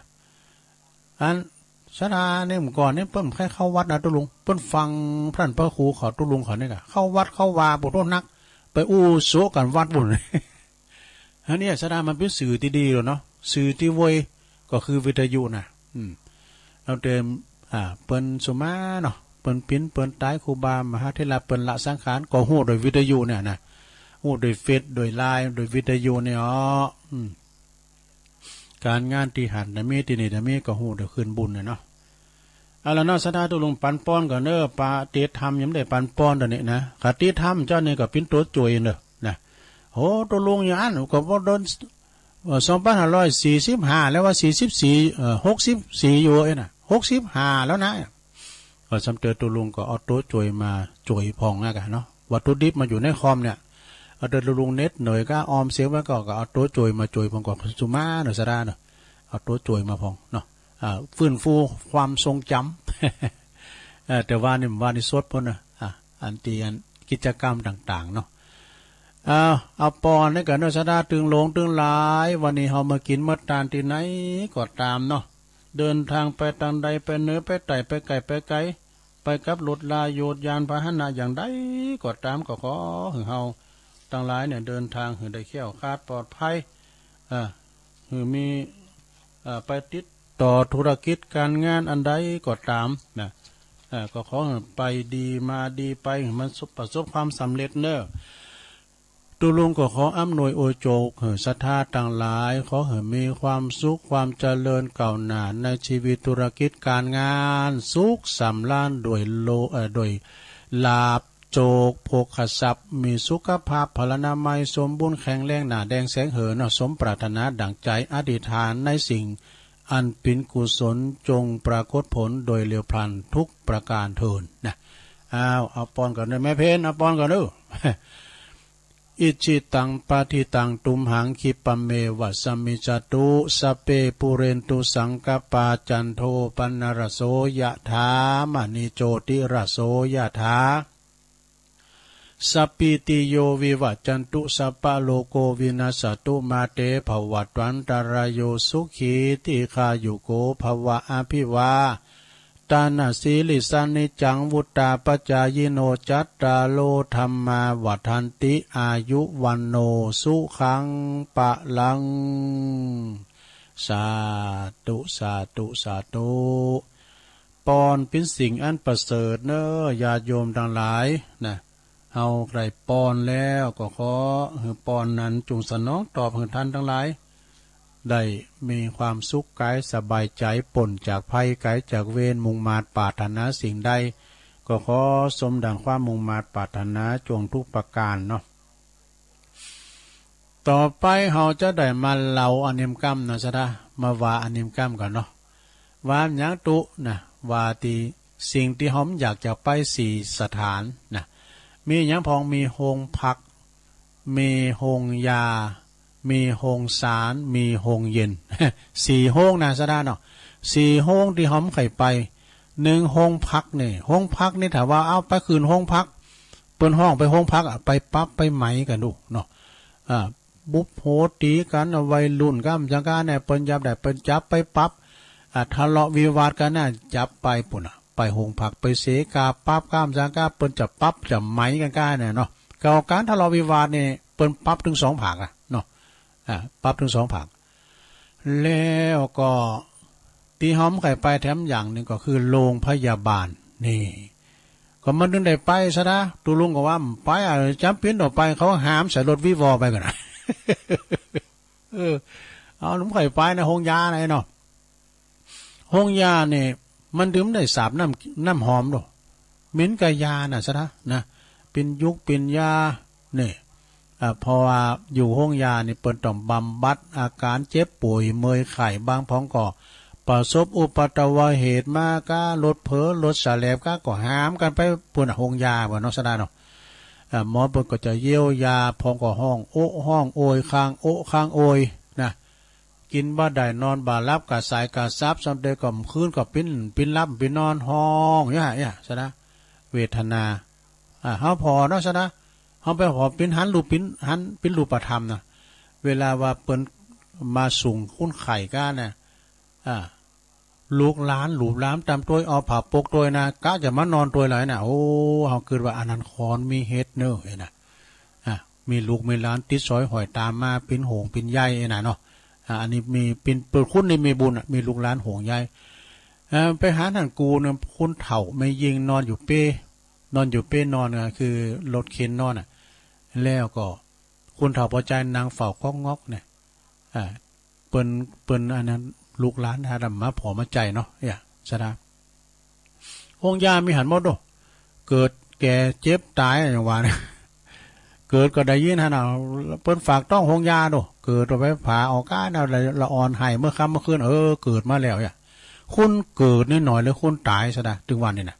เอามาสังเกตต่อกว่าอันละอ่อนหายไปหน่อยไปติดๆเนี่ยโรงเรียนยุบรวมกันพิธีเนาะว่าพาเนนก็ไม่เคยมีไปแล้วรู้เนี่ยนะตุเจ้าจะหนักเลยเนนนะซะนะอภวัตนะวัดนะมีตุเจ้ากี่ตุนตุเจ้า2 ตุนเน้นแล้วเน้นมี2 ตุนเนี่ยมันลบกันแอมก่อนนี่เน้นนักนะตุเจ้าน้อยนะบ่ได้ในตุเจ้าจะหนักแท้เหมาะเน้นหน่อยนะเหมาะแล้วหอนไม่เคียมไปก็เอียกันสดาเปิ้นวางแผนขอบโคกันเนาะเนี่ยสดาญาโยมแล้วก็โรงยาในมีตึงเกิดแล้วก็แก่เจ็บตายมีหันหมดสดาเนาะอันนี้ก็คือโรงพยาบาลแล้วก็ทำโรงละโรงศาลเนี่ยขึ้นรีบก็ตามพระก็ไม่ใครขึ้นโรงขึ้นศาลสดาเนาะเริ่มมาก็ได้แล้วไปสู่คดีความกันดูฟ้องร้องกันดูเนี่ยไปห้องกันขึ้นโรงขึ้นศาลนี่นะเนาะเป็นตัดสินคดีความกันก้าเนี่ยท่านประธานที่เคารพเนี่ยนะถ้าได้ศาลที่เรารุ่มก็ไปซะเลยต้องขึ้นโรงขึ้นศาลเนี่ยนะเด็กก็ปีน้องมรดกทอดบรรลุงโตก็ฟ้องร้องกันหมู่ปีหมู่น้องฟ้องพ่อฟ้องแม่ก็มีนะชนะตามได้หูมาเนี่ยฟ้องร้องพ่อแม่นี่บัดดีเนี่ยห้องพ่อห้องแม่ขึ้นโรงขึ้นศาลเนี่ยมันดีสักบุระเนาะแล้วก็4 โรงเย็นนี่เดี๋ยวเขาหมดโรงเย็นก็คือที่เปิ้นเอากล่อมใส่โรงเย็นเปิ้นเสียไปฝ่ายนี่นะเดี๋ยวนี้มันสะดวกสบายต้องแจน้ำแข็งเนาะชนะเนาะสุมาเนี่ยอยู่ดีมีสุขเนี่ย4 โรงนี่หอมไข่ไปเนอะศรัทธาญาติโยมทั้งหลายอุไปอุมาเวลาก็ไหลมาก็เดี๋ยวตุลุงก็จะได้ประกาศข่าวสารงานบุญสักหน่อยเนาะศรัทธาเนาะโอ้รถเปิ้นจะมานะเดี๋ยวตุลุงยังไม่ได้สะดองผ่านะดูเดี๋ยวตุลุงก็จะได้เกมเนี่ยเกมโตเกมเม่งไว้เรียบร้อยหมดแล้วเนี่ยป๋าอันเนี้ยก็น้ำพริกตะแดงเอาไปแลกข้าวซุปน้ำพริกตะแดงตัวปีทูลวันที่23ทุกเดือนเนี่ยเพิ่นจะมีงานเนี่ยที่วัดศาลานะตำบลน้ำแพร่อำเภอหางดงโดยเมตตาบารมีธรรมในหลวงพ่อท่านพระครูโชติสุวรรณสอนท่านเจ้าอาวาสพร้อมโดยคณะศรัทธาวัดศาลาคูหอหลังคาเฮินเนี่ยเพิ่นจะทำบุญทักษิณานุปทานอุทิศบุญกุศล แด่ดวงวิญญาณของครูบาอินตากตปุญโญเนอะหลวงปู่พระครูพิพิธปุญญาภิรักษ์นะกลางค่ำกลางคืนเปิดก็จะมีสวดพระอภิธรรมแล้วก็เทศน์น้ำเทศธรรมนะทุกวันที่23เป็นวันคล้ายวันมรณภาพของครูบาเนอะเอางานต่อไปวันที่17สิงหาเนอะว่าเป็นวันกตัญญูเป็นวันคล้ายวันมรณภาพของหลวงปู่ครูบาเจ้าพรหมาประมัจจโกวัดพระพุทธบาทตากผ้าตำบลมะกอกอำเภอป่าซางจังหวัดลำพูนเนอะเปิ้นก็จะมีการปฏิบัติธรรมเนอะศรัทธาปฏิบัติธรรมเป็นอาจารยปูจานะตั้งแต่วันที่12ถึง18นะก็จะมีองค์วิทยากรท่านมาอธิบายแล้วก็มาเป็นองค์วิทยากรเนี่ยเนาะศรัทธาเนาะท่านมหาบันเทิงเขาก้าเนี่ยแล้วก็ท่านมหาอเนกเขาก้าเนี่ยโอ้มหาอเนกนี่เปิ้นก็ศิษย์เก่าพระบาทตุลุงฟังทุกวันติดนะเปิ้นจะนะ2 ชั่วโมงก่อนเนอะจนถึงเตียงวันนะฟังเป็นเจ้าเป็นอันแฟนรายการเปิดเหมือนกันตุลุงวุฒิเขาเนี่ยตุลุงอุดตุลุงก่อนเราเรื่องครูบาเจ้าศรีวิจัยก้ามจังก้าเนี่ยนะตุลุงก็ติดตามฟังต่างอาจารย์นพพรเขาก้าเนี่ยเนาะเปิดเป็นเราข่าวกัน12ถึง18เนอะที่วัดพระพุทธบาทตากผ้าพระจะไปปฏิบัติธรรมก็ดีก็เชิญได้แล้วพระจะไปรับเป็นเจ้าภาพสังโรงทานต่างๆก็เชิญได้ในติดต่อได้ที่ท่านพระเดชพระคุณท่านเจ้าคุณพระพุทธบาทพิทักษ์เจ้าคณะอำเภอป่าซางเจ้าวาดวัดพระพุทธบาทตากผ้าพระอารามหลวงเนอะ17แล้วก็เดือน17เนี่ยก็ซบเตือนกันซะนะสถาบันธรรมาภิวัตรเขาจะไปปลูกก็ดอกก็ไม้กันตัวตุ่นละ200อาจารย์สาธิตธีรปัญโยวันที่17สิงหาเหมือนกันจะได้ขี่รถไฟแล้วอุ้ยโมนนั่งรถไฟ นั่งรถไฟปุ๊บมึนนะแกเนี่ยก่อนนะตุลุงปิ้นตูใหม่กะไปตัวตูปอเขาน่ะปุ๊บไปพิษณุโลกวะน่ะคนนั้นคุณนักนะสนาตุลุงยังจืดจำอยู่เด้อตอนนั้นไป4 ตุนก็หาเนาะ4 ตุนพระ3 ตุนถึงตุลุงเนี่ยตุลุงเป็นพาโค้งอยู่ด้วยนั่นน่ะ ไปดูปอมีเพราะว่าไปขึ้นรถไฟนะซะนะมีตีหนังมีคุณลุกเหินหนังเนี่ยเพื่อก็ใจดีเหรออันนี้มนหลวงพ่อลุกหนังต่างหันไปนะจนถึงพิโลกวนตีเปิ้นลุกเหินหนังนะมันได้หนังเบาะเลยเดี๋ยวยืนพองหนังแตบพองหนังพอโอ้คุณรถไฟหนักบ่มนขี่รถไฟทำงานในสถานญาติโยมเนอะขอเชิญรวมพิธี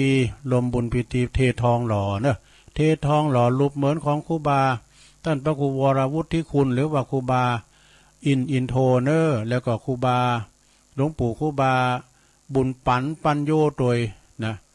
อดีตเจ้าวัดคณวาสทุ่งปุยก็ขนาดเตาองค์จริงนะสถาขนาดเตาองค์จริงเนอตองผสมนะก็วันที่ปุ่นก่อน27สิงหาเมื่อก่อนเนสราเนอะอันนี้ก็เป็นงานบุญใหญ่เหมือนกันนะที่วัดบุญวัดคันธวาสทุ่งปุยในเมตตาบารมีธรรมท่านอาจารย์พระครูสุคนบุญญากรเจ้าคณะตำบลสันติสุขเจ้าวัดคันธวาสทุ่งปุยเนาะก็จะมีงานบุญใหญ่เนอะไปลงกัน27เมื่อก่อนไกลๆมาก็อ่านได้ละเอียดเนาะแล้วก็ทำงานหนึ่งสระญาติโยมทั้งหลายนะต่างวัดสองแควตำบลสองแควอำเภอดอยหล่อจังหวัดเชียงใหม่เขาเนี่ยนะโดยเมตตาธรรมอาจารย์พระมหายานสัจจายาโนพร้อมกับคณะสัทธาวัดสองแคววัดบันกลางบันทงกันเนี่ยปุถโธเพิ่นจะมีงานเนอะจะมีงานอย่างโตเพิ่นจะมีงานฉลองพัดประเรียนธรรมประโยค5แล้วก็ประเรียนธรรมประโยค3นะสัทธาที่วัดสองแควเนอะในวันที่29กรกฎาคมเนอะกาปลายเดือนเนี่ยนะเปิ้นเริ่มตั้งแต่27เปิ้นจะแห่พัดแถมเนี่ยนะ28ก็ทำบุญทักษิณาก้าเนี่ย29นี่ก็สืบชะตาอย่างกันเนาะวัดเดียวมี3มหาก็เด้อ3ตุนก็เด้อมหาประโยค5 1ประโยค3 2เนี่ยนะ2ตรงเวลาก็6 โมงครึ่งเป็นต้นไปนะโดยคณะศรัทธาวัดสองแควถูกหอหลังคาเฮินนะเจ้าภาพเนาะก็ขอขอบคุณกับศรัทธาญาติโยมอันนี้ก็อาจารย์ท่านพระมหาเปิ่นก็ส่งใบนิมนต์มาตุลุงก็จะได้ไปลมจะได้ไปช่วยงานสนองงานครูบาอาจารย์อยู่เนาะวันนี้ศรัทธาญาติโยมทั้งหลาย บางพองนี่ก็ตื่นจืนขึ้นมาเกมขอบเกมคูดีๆนะลงเนอเขาจะเดินทางไกลนะไผขี่เมารถเมาเฮอก็เอายาแก่เมาไปตุยนะแล้วก็ไผดีว่าเกมขอบเกมโคยากล้ามเนี่ยก็ยาความดันก้ายนะตุลุงก็เลยยาจะหลายมันลำได้กินเนี่ยกับหมอเพิ่นให้กินยาน่ะโอ้เหลือหลายอยู่นะโอ้หมอมหลังวากะมีหยังก็กะเกมมาเขานำกำกินห่อเข้าไผมันไปเดียวก็ไปปักกันที่กาดตุงเกวนน่ะเนาะซะได้เนาะกาดตุงเกวนก็คือว่าที่ลำปางมีศรัทธาตุลุงก็หาโมงกันเดียวก็จะต้องออกรายการก่อนเวลากันรถมาตุลุงเสียนหนึ่งละนะเวลารถมาตุลุงก็จะต้องสะดองผ่านะตุ่มผ่าก็ไปนี่ไหน ก็เกมเนอเกมโตนเนอศรัทธาญาติโยมทั้งหลายดูตุลุงกำลังเปิดโทรศัพท์นี่นะเดี๋ยวจะตักตังลายสักหน่อยเนอศรัทธาเนอเอา4 โมงเช้าอยู่นะเจ้าโยมเดี๋ยวนี้นะโอ้ก็ขอความก็มาเลยเนาะตั้งแต่คืนมาแล้วแม่ลาอันนี้เป็นแม่ลาแม่หางกันเนาะ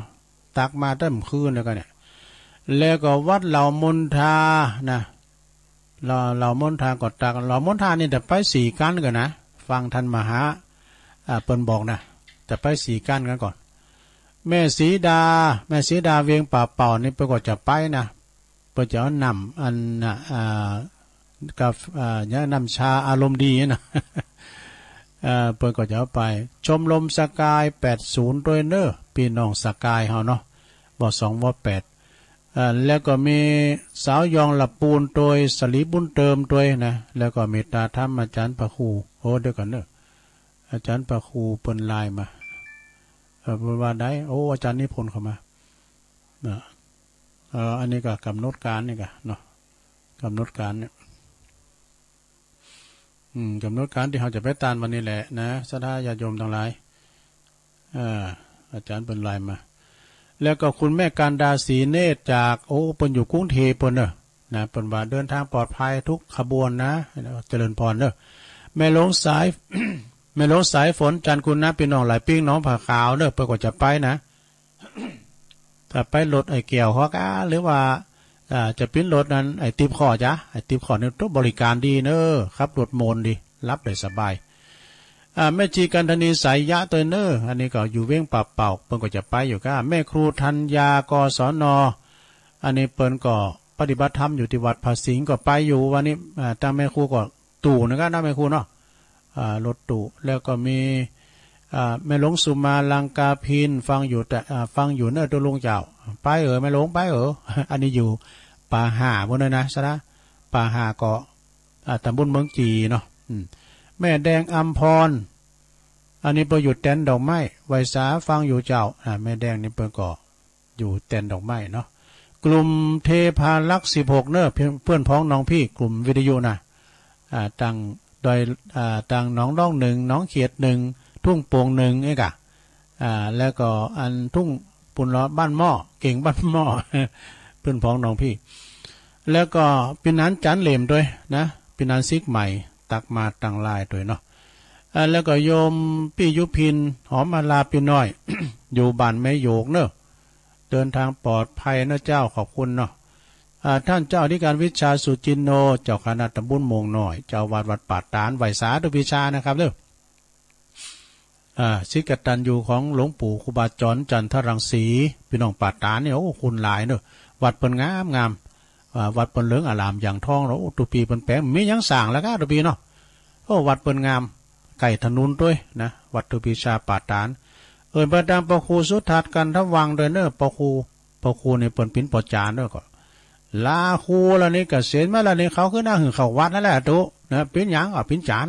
ดีกะยุไลวันเดเนอร์รถประมาณ40กันเจ้าโอ้50ปลายท่านปะครูว่า53มาออก53บ่เด้อ เต็มเต้วนี่อาจารย์นิพนธ์คนโคราชไหวสานะครับเด้ออาจารย์ไปไหมนะผมเป็นนิสิตนะผมเป็นพระนิสิตนะก็แต้เป็นนิสิตเปิ้นเฮนปี2ปี3แล้วกันเนาะเปิ้นเฮนมจรเนาะอยู่วัดพระธาตุดอยสะเก็ดเปิ้นจังส่งข้อความมาตุลุงพ้องไอ้กะก่อนหนังสือเปิ้นมา แก่คัดกล้ามอย่างกายเนาะแม่สุทัศน์ดีมูลนี่แม่สุทัศน์ดีมูลนี่ก็อยู่แสนพรมไปอะแม่สุทัศน์นี่ก็แม่เสียวเหมือนกันนี่ แม่บอเขาเนี่ยบบุญเขาเนี่ยนะกินต้านหยาดน้ำเอาไว้หลายๆจักได้สบายเกิดสุขไปหน้ายิ้มแย้มแจ่มใสในโรงเนอวันนี้ไปกินไปทานกันภายมันได้ไปก่อนพิญญางเนอโรงเนออยู่ตั้งบ้านตั้งจองฟังเปิ้นดึงถ่ายทอดนะอยู่ตั้งบ้านตั้งจองก็ฟังเปิ้นถ่ายทอดตุปีหนุ่มเขาเปิ้นไปประจำการได้เมื่อแต่ว่าเปิ้นสัตหะไป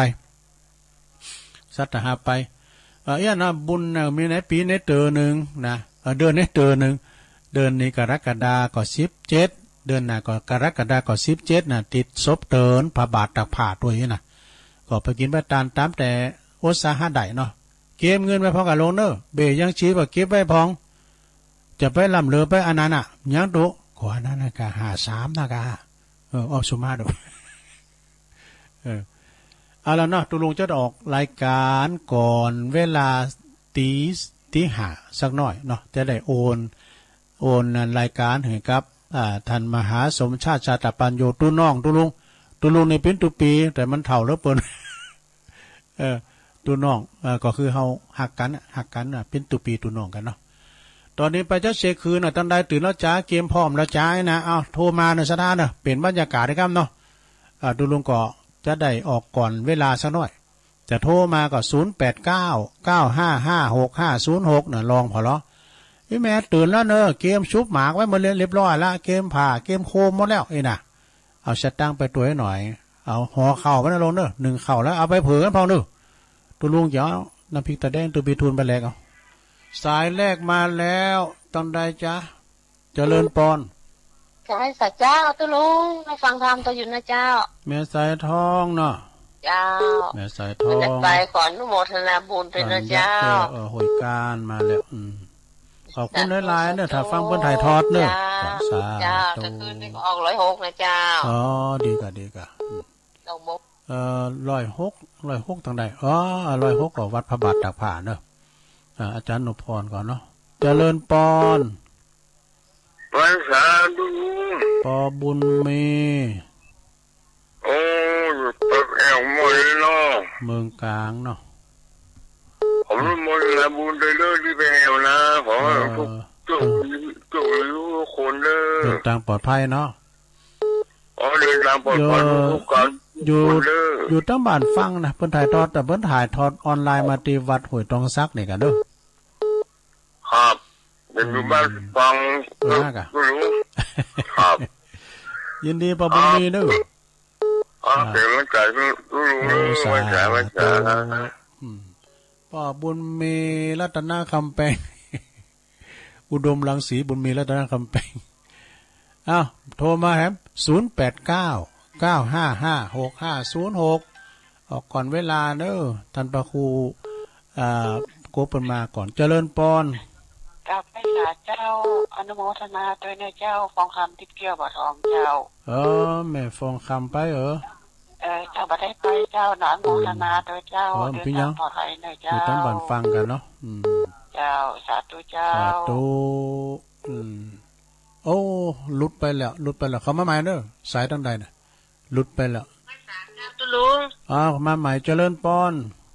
ไม่สาเจ้าตุลุงไม่สาวรักเจ้าอันนี้ใช้ปากการเนาะฟังตุลุงตั้งแต่20:30นแล้วเจ้าโอ้ดีกะใช้ปากการทุกเจ้าเหมือนกันเนาะเจ้ามารอตุลุงดีละฟังไปเจ้าฟังอยู่ตุลุงเดินทางโชคดีนะเจ้าปลอดภัยเนาะเจ้าปลอดภัยเจ้าตุลุงเจริญปอนปลอดภัยทุกขบวนตู่เนาะพอคุณขับรถตู่ในมือฉำมังทั้งนั้นนะเจริญปอนแม่สมแม่จันสมอารมณ์ดีเจ้าอันนมัสการเจ้าเจริญปอนวันนี้เพิ่นขออนุโมทนาตัว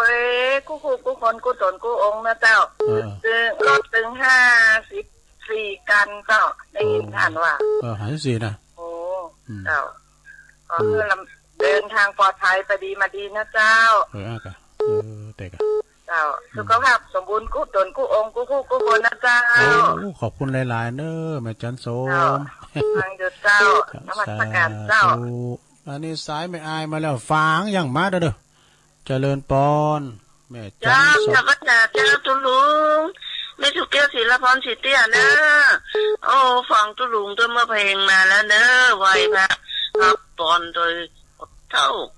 วันนี้ฟังเจ้าตื่นเจ้ามันเติงเวลามันตื่นแล้วตุลุงแม่น่ะเจ้ากราบไหว้จ่าเด้อขอบคุณเด้อแม่สุกแก้วศรีลาพรเจ้าบุญรักษาเด้อเจ้าแต่เมื่อก็ฟังเพิ่นถ่ายทอดก็เดียวกับท่านมหาจะถ่ายทอดละเจริญปอนจากรักษาเจ้าตุลุงเอาเทศกันมาแล้วอันนี้แม่ศรีทรเนาะแม่ศรีทรหนองบัวชัดเจนดีเด้อวันนี้นะฟังพระบาทอุดมเนาะเจ้าพระบาทอุดมนะจ๊ะโอ้ดีแล้วไปวันเนี้ยไปไม่ได้ไปเจ้าเป็นยังโอ้ขอบคุณหลายๆฟังถ่ายทอดเนาะโอกาสหน้ายังมีนะเจ้าเดินทางปลอดภัยนะโอ้สาธุนี่แม่ศรีทรแม่สวรรค์เขาเนี่ยเปิ้นอยู่ไส้ปราการเนาะ0899556506ตันใดพร้อมหรือยังเจริญปอน4 โมงครึ่งบ่ดิเจริญปอนแม่ใหญ่หน่อยนะไปไม่ไปเจ้าแต่กับวันนี้วันติดนะเปิ้นจะต้องขอการเปิ้นเนาะขอโทษฐานะพี่น้องญาติเพิ่นฟ้องพี่น้องทั้งหลายยายขอป้อนหือเดินทางปลอดภัยที่เพิ่นได้ไปวันนี้กันเจ้าเพิ่นได้ปลดล็อกโควิด19ไปในกระเจ้าสะดวกสบายยายอยู่แต่บ้านบ่ได้ไปไหนเพราะว่ายายเป็นโรคภูมิแพ้ตัวยายอยู่บ้านใจยายอยู่เปจะได้แต่ยายบ่ได้ไปยายรอยินดีน้องปีทั้งหลายเดินทางปลอดภัยทุกคนเลยเจ้าแต่บุญนักพ่อแม่เจ้าเฒ่าขอสาธุเจ้าหน่อยเฮ้ยเจ้าต้องยองวันละกรรมนะเจ้าคำว่าศูนย์สารอูนอ่านศูนย์สารนะเจ้าภาษาย่องเนาะภาษาไทยแปลว่าปะปนกันผสมกันนะเจ้าขอให้ท่านเดินทางโดยสวัสดิภาพทุกคนนะเจ้าขอบคุณแม่น้อยเนอะแม่น้อยกาดนัดวันนี้วันติดกาดเปิดหรอตอนบ่ายเจริญปอนไม่สาเจ้าแม่เฮือนนะแม่เรือนเนาะแม่น้อยบ้านสะโทกตำบลดงผายอำเภอเมืองลำปางเจ้าฟังเสียงจากแม่เฮือนตาโทกเนาะเจ้าบ้านสะโทกอำเภอเมืองลำปางเนาะแม่เนาะเจ้าดีกะฟังเจ้าแล้วเนาะฟังบุญยาวาดนาด้วยเด้อดีแล้วฟังบุญยาวาดเนาะแม่น้อยตาโทกอำเภอเมืองลำปางขอบคุณแม่เนอสาธุส่วนทางปลอดภัยเด้อเจ้าสาธุเอาขอมาใหม่ใส่เจ้ารอมึนไปหน่อย0899556506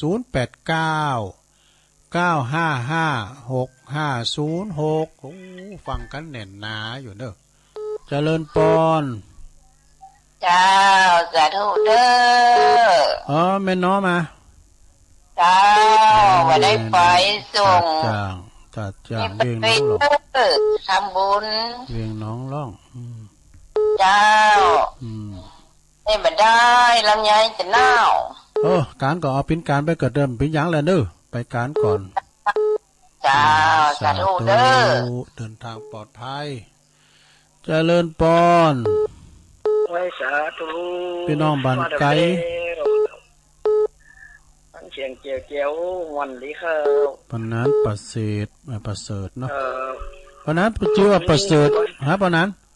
ชื่อประเสริฐได้ประเสริฐก็ประเสริฐครับประเสริฐฟังพร้อมกับว่าประเสริฐด้วยประเสริฐเนาะประเสริฐครับประเสริฐมันหน้าแดงหน้าน้อยหน้าขาวหน้าแดงหน้าน้อยตลอดครับแค่ นั่นตัวเสียงของไฟสว่างตาเสียงเขาวังใจเขานอนน้องท้องใส่ใจแม่ฟังไปมันก็ม่วนไป ฟังไปเนาะครับฟังไปมันมีความสุขความเจริญดีครับฟังนำท่องก็สอนครับดีกว่าฟังเพลงมีประโยชน์ครับขอบคุณปอนั้นประเสริฐหลายๆเด้อครับกำลังใจทุกคนครับของทุกอยู่ดีไม่ชุกที่ว่าเดินทางมาแปะขอให้เดินทางด้วยความปลอดภัยนะครับโอ้ขอบคุณหลายๆในปอนั้นเด้อขอให้ทุกคนได้อยู่ดีไม่ชุกเงินเย็นยาวเป็นหลวงพ่อหลวงใส่แกต่อไม่เอาต่อไปครับดูปอนั้นเนี่ยเปิ้นอยู่ไกลน่ะเมืองนานเมื่อกันเนี่ยมันเจ้าของไก่นะนาแดงนาน้อยพุ่นน่ะเจริญปอนจัดการจ้าดูยายพรฟังเจ้าแล้วเนาะเจอฟังน้องบัวแดงชัดเจนเลยเนาะไปตานเกียนนะฮะไปตานเกียนนะไปตานเตียนเพิ่นประกาศทั้งวันเนาะน่าจะได้ไปตานเกียนอนุโมทนาอยู่บ้านก็ได้เด้อฟังเพิ่นถ่ายทอดกันเด้อพี่ยังโอกาสน่ะโอ้ขอบคุณปอนยายพรเดินทางปลอดภัยก่อนเขาโชคดีทุกคนได้โอ้สาธุเอาสปิติโยหน่อยเนาะจางจ้าอยู่ดีไม่ชุกจะไปได้ชุกได้ใครอย่างหรอเหมือนกันอ่ะเนาะอยู่ดีไม่ชุกแต่แม่พรยายพรก็เหมือนกันเด้อสาธุยายพรล่องบัวแดงสันกำแป้งเจงใหม่ปันป้อนโอยโจกโอยใจเนาะเจริญปอนแม่ปานีมอของเงินเดินทางปลอดภัยทุกวันทุกตารางเมตรมานิจรทุกองค์มอแม่มาวเนาะฝังอนุโมทนาสาธุท่านเจ้าขอบคุณนะแม่แม่ปานีมานิจรเนาะ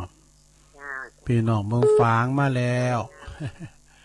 เมืองฝางมาแล้วเด้อไปตังปอสมจิตเขาเนี่ยฟังกันอยู่ก่อปอจีเขาเนี่ยปอจีเขาเนี่ยหลายเจริญปอนกาแฟสาตัวลุงอนุโมทนาบุญตัวเนิ่มเด็กไปแม่สุมาโอ้ไม่หลงดาวเป็นยังวันหน้าหลังได้ไปตัวเนาะเป็นยังเดินทางปลอดภัยนะเจ้าโอ้ขอบคุณหลายๆนะแม่เนไว้สานะเจ้าโอ้แม่หลงสุมาลังกาพินบ้านป่าหาเด้อตำบลเมืองจีเปิ้นพิศลาเด้อห่างโคห่างยังได้หมดนี่นะห่างโคสูตรโคทอน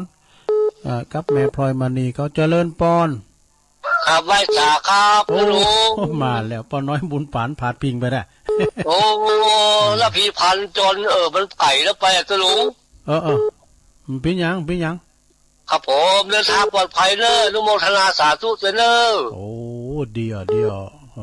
โอ้แล้วพี่จะแดงเอาไปนักมันจะกินกันทั้งอื่นค่ะ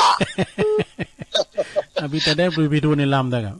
โอ้กลับไว้สาธุลุงเนอะเดินทางปลอดภัยจบนี้มีชัยผู้ตุนโคองเนอะขอบคุณหลายๆนะพ่อหน่อยเนอะสาธุโธ่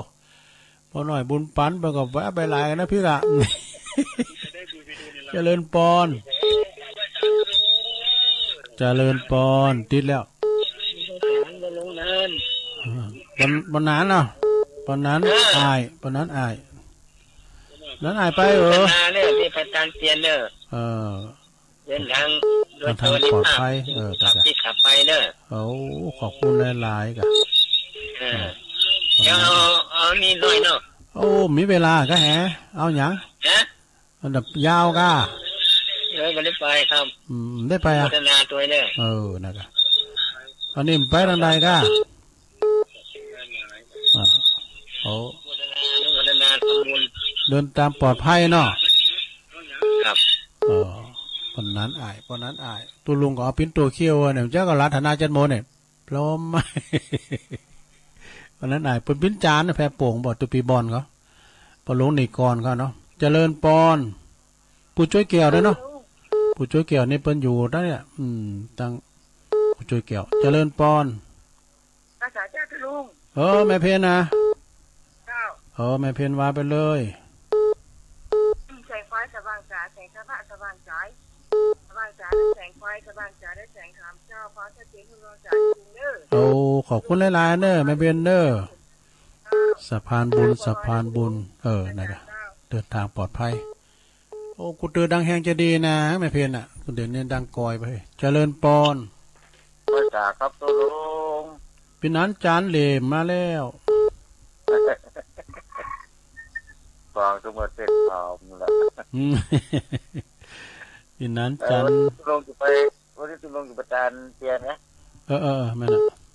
ครับผมขอเดินทางปลอดภัยทุกสัปดาห์กิโลเมตรครับผมโอ้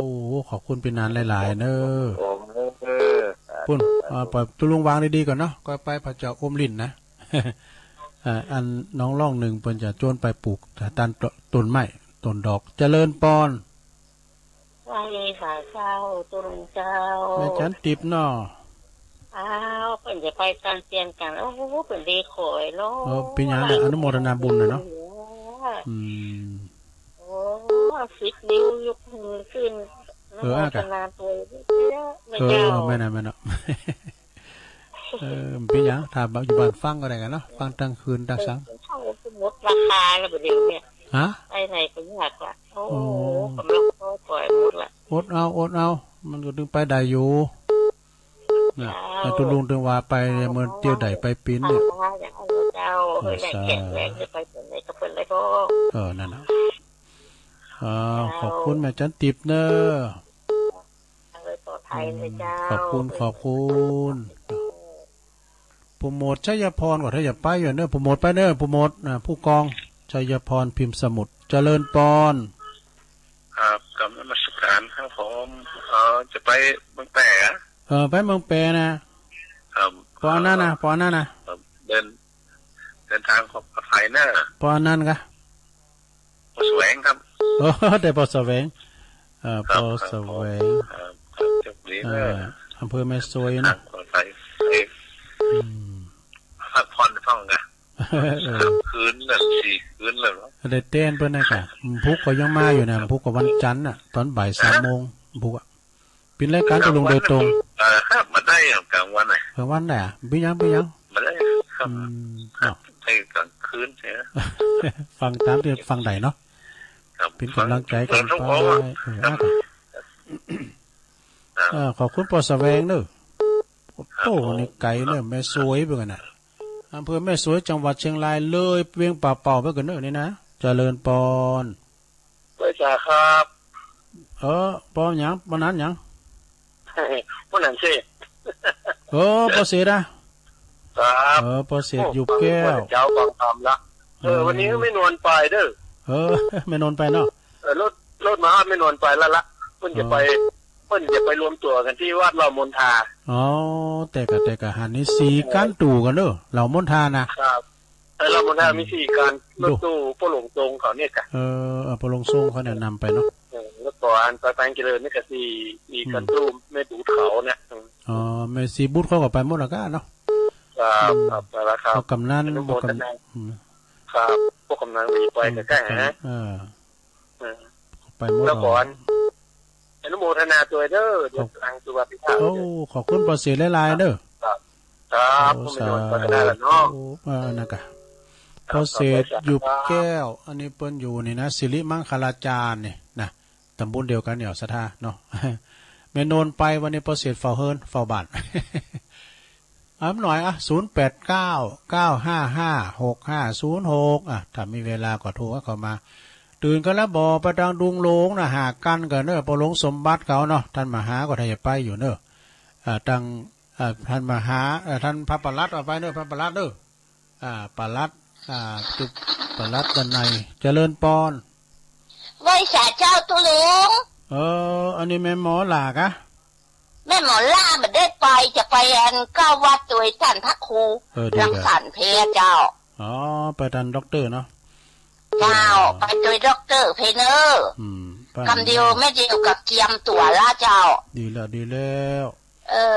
โอกาสหน้าก่อนเนาะตุลุงเนาะ17 หน้าเนี่ยกะ17 เดือนหน้าเนี่ยกะนะ โอ้ ชดเป็น เจ้าขอให้ตุลุงเดินทางปลอดภัยนะเจ้าขอบคุณหลายๆเนอะแม่หมอหลานเนอะเจ้าไว้สาเจ้าตุลุงตูเจ้าท่านอาจารย์พระครูปริยัติรังสรรค์ด็อกเตอร์เพื่อก็จะไปตานเนอะจะไปทำตีทำต่างเจริญปอนภาษาครับท่านครูปอคอนอครับผมปอคอนอมึนๆในมาได้ปูคาเหนือปีนั้นไปตามเรียนอนุโมทนาเลยเนอะโอ้ดีกะท่ากะมาดีเนอะท่านโอ้ขอบคุณเป็นนานหลายๆโตสันกับแป้งปูคาเหนือนั่นงงอยู่มึนแล้วเนี่ยได้โทรมาหากันอ่ะครับข้าวสารเลยสุกนี่ตลาดข้าวสารน่ะนั่นกะข้าวสารเนี่ยโอ้วันปีนี่คุณหลายเฮ้ยนี่ง่วนนะนะครับมันจะฟื้นฟูอย่างเก่าอย่างเดิมละนะการงานก็มีมาละแต่เขาไปประมาทเนาะประมาทมันได้ประมาทมันได้นะประมาทมันได้นะไม่รู้เขาดับไปวันนี้ก็เกมแมทมาเด้อคุณได้2-3 อันบุญเนาะมันเป๊ะก็เอาควางให้เป็นไหมนี่เดี๋ยวตุลุงก็จะไปสัก2-3 อันมาดีนะอยู่ดีมีสู้เนอไปนานเนอปอคอนอนี่ปวดตัวปูคาเนื้อสันกับแป้งเหมือนกันนะเนี่ยนะเพื่อก็ฟังตลอดเนอะสันกับแป้งปูคาเนื้อเจริญปอนครับลุงอยู่ตั้งใดจ๊ะอยู่ไม่ทาครับปอนนั้นป้านะครับเสียงน้ำตื่นฉันต้องตื่นลุงปัดบอลพอดีไปปิ้นยังก่อนโตตอนนั้นโชคดีแม่ตุลุงไปแก่ครับทาดอนชัยขอบคุณเลยครับขอบคุณปนานเนอสาธุปนานป้านอินมาดเป็นมรรคนายกนะได้ไวลูกนะเนี่ยเฮ้ยดูขอลูกมาเป็นพระครูกันนี่ไวสาเจ้าดอนทาดอนชัยเจริญปอนไหมไวสาเจ้าอยู่ตั้งใดเนี่ยมันที่วันพี่พ่อพี่น้องบันคายมาได้ไปสกรรมเจ้าน้องสาวมาจวนมาได้ไปสกรรมพี่ยังว่าทางปลอดภัยนะเจ้าโอ้ขอบคุณหลายๆกันนะเจ้าน้องออกไปบนลักก้าอากาศถึงไปป้ากันปุ่นป้ากันว่าดันอากาศตุงเกวียนปุ่นเนาะเดินทางไปจังกับนะเจ้าโอ้ขอบคุณหลายๆเนอะสาธุพี่น้องบันคายไม่อายปุ่นเลยนะแม่ฟองห้องสิทธิ์เข้าไปปอเล่งนาลงเขาก้าเนี่ยแม่ขันแก้วเขานะพี่น้องต่างงานต่างไม่อายต่างเซนตุนมือเจริญปอนเจ้าไว้เจ้าลอง2เลยโอ้มันรุดไปเนอะแม่เนอะเบอร์007เนี่ยพอดะหือมาใหม่นะแม่เนอะแม่น้อยกัดนัดรอบ2ว่ากันแล้วว่ารอบ2เนี่ยรุดไปเนี่ยเอามาใหม่ก็ว่าพิจารณาตุลุงก็มันก่อจนตัวก่อนลุดง่ายๆนะฮะตุลุงลุดง่ายๆเหมือนกันน่ะเอาทำสัก2 สายตุลุงจะออกก่อนเวลาเนาะก็เดี๋ยวจะส่งงานเห็นทางงานท่านพระมหาสมชาติชาตปัญโยเกมงานท่านมหาก็ประทับแทนละก็เดี๋ยวจะไล่สดละเนาะตุลุงก็จะฟังโดยต่างไปเนาะไปปักกันปุ่นสถาน1เข้าไปเผื่อกันพองตุลุงเอาน้ำพริกตะแดงไปแลกเอาเข้าไปปักกันที่ตลาดตุงเกวียนนะเข้าไปด้านในเพราะว่าท่านพระครูว่านะมันกว้างว่ะห้องน้ำของสุขามีพร้อมนะกาดตุงเกวียนก่อนเนี่ยก็ค่าลำปางเนี่ยเนาะเจริญปอนฮัลโหลลุงพายจ๋าตอนไรปอนั้นพี่นั้นนี่ช่างขุดโอ้เอาปนโอนะพอตุกอบอย่าปอตุปีกอบอันนี้ธุรกิจข้าวแคบเนาะครับเขาไปตามเตียนเหมือนกันนะไปทางไหนจ๊ะไปทางเถินครับไปวันเนี้ยครับเดี๋ยวทุบิเต็กเขาไหนกันนำไปกันครับไป6 กันครับโอ้สันบากูดก็ไป6 กันเนี่ยไปทางเถินเนาะครับ6 กันตู่ผมจะหนักเนอะปวดโตหลายจะหลาย6ก่อน60 คูณเลยนะดูบ้านเฮาทั้งหมดเนาะสันกูดทั้งหมดเนาะตัวแหมก็มีครับรถส่วนตัวไปทำอนุโมทนาบุญเลยเนอะครับยินดีหลายๆครับลุงเดินทางปลอดภัยเนอะเหมือนกันเนอะปอตุบิกอบเขาก็เดินทางปลอดภัยเนอะสาธุ โอ้มลำได้หับสายเนอะทางแสนกูดนะปกติเรื่องของตุลุงกำลังกะอัตุปีแตกนะจิตรกรเปิดมีการไม่งานเปิดดึงนิมนต์ไปหรอตุปีกอบเขาเนี่ยนะอบตโอดเขาประกาศนั่นซักเขาน่ะไอซีดเขาไหนซีดเครื่องเสียงเนาะโอ้ตอนนั้นก็ฟังกันหลายมาจังแม่ดีเหรอฟังอยู่แม่ดีสุวรรณล้อมแม่ดีนี่เปิดอยู่ป่าสร้างหน่อยนะเจริญปอนไม่แสบเจ้าอยู่ตั้งไรแม่ไม่บุกี้เจ้าไม่โบคีอะโอ้อันนี้อันขงเป้าอ่ะเนาะแม่บัวคลี่โอ้ขงเป้าหมู่11เนอะเนาะฟังเราแม่นวลแม่ฟองฟังตลอดเจ้าดีกะแม่บัวคีเนาะพี่น้องขงเป้าโจปอถันนัดเขาบนฟังหมดอ่ะแม่โบนเหลวเขาแม่โนนเขาเนาะโอ้ขอบคุณนะแม่เนอแม่โบคีเนอฟังบนถ่ายทอดนะบุญนะฟังอันนี้กะเตียนหวยตองซักเนี่ยเนอสาธุเป็นกำลังใจแม่ตัวเอาแถมสายสุดท้ายแถมสายสุดท้ายตอนใดพิษใต้เจริญปอนเจ้าภาษาเจ้าก็รู้แม่สมพัฒน์สุดท้ายได้ฟังเนี่ยเจ้าเดี๋ยวก็ฟังมาหาต่อแถมต่อเนี่ยต่อตุลุงเนี่ยแม่ย่อยสันทรายเป็นกำลังใจตุลุงนะเจ้าขอบคุณหลายๆเนอะเดินทางปลอดภัยเนอะตุลุงเข้าไปกันเนาะสาธุมีอยู่28สายกันเหรอโอ้แต่โทนสายกันเนอะสถานเนอะแม่สายทองพี่น้องตัวแทนหอยการเนอะป่อบุญมีเมืองกลางแม่ฟองคำติ๊บแก้วป่าไผ่บ่อท้องแม่สวรักษ์ชัยปาการแม่จันสมคนอารมณ์ดีมณีจักแม่สุแก้วศรีลาพรแม่ศรีธรหนองบัวชัยปราการยายน้อยกาดนัดนี่แม่น้อยกาดนัดมารอบ2เนี่ยมันรุดไปเนิ่นแม่น้อยเนอะ007เนี่ยพอดหือนะตามตุลุงเอาเบอร์กูเตอร์นะกะแม่น้อมตาอันแม่น้อยตาโจกอำเภอเมืองลำปางฟังบุญญาวาสเนอะแม่น้อมจากตาจ้างเวงน้องหล่องเพราะนั้นประเสริฐนาแดงนาน้อยจังหวัดนานบนเนอะยายพรหล่องวัวแดงสันกำแป้งเชียงใหม่แม่ปราณีมานีจรมแม่เมาขี่เล็กเนอะแม่หลงสุมาลังกาพินป่าหาดตำบลเมืองจีเนอะแม่ปอน้อยบุญปั่นมาโนคอนจากเสาหินฝางขอบคุณปอน้อยเนอะปอนั้นอายแพะโป่งเนอะปอนั้นอายแพะโป่งปอจันมกนายกนะแม่เพนขาวเตี้ยจากตาจ้างเวียงน้องหลองแม่จันปอนั้นจันเนอะปีนั้นจัน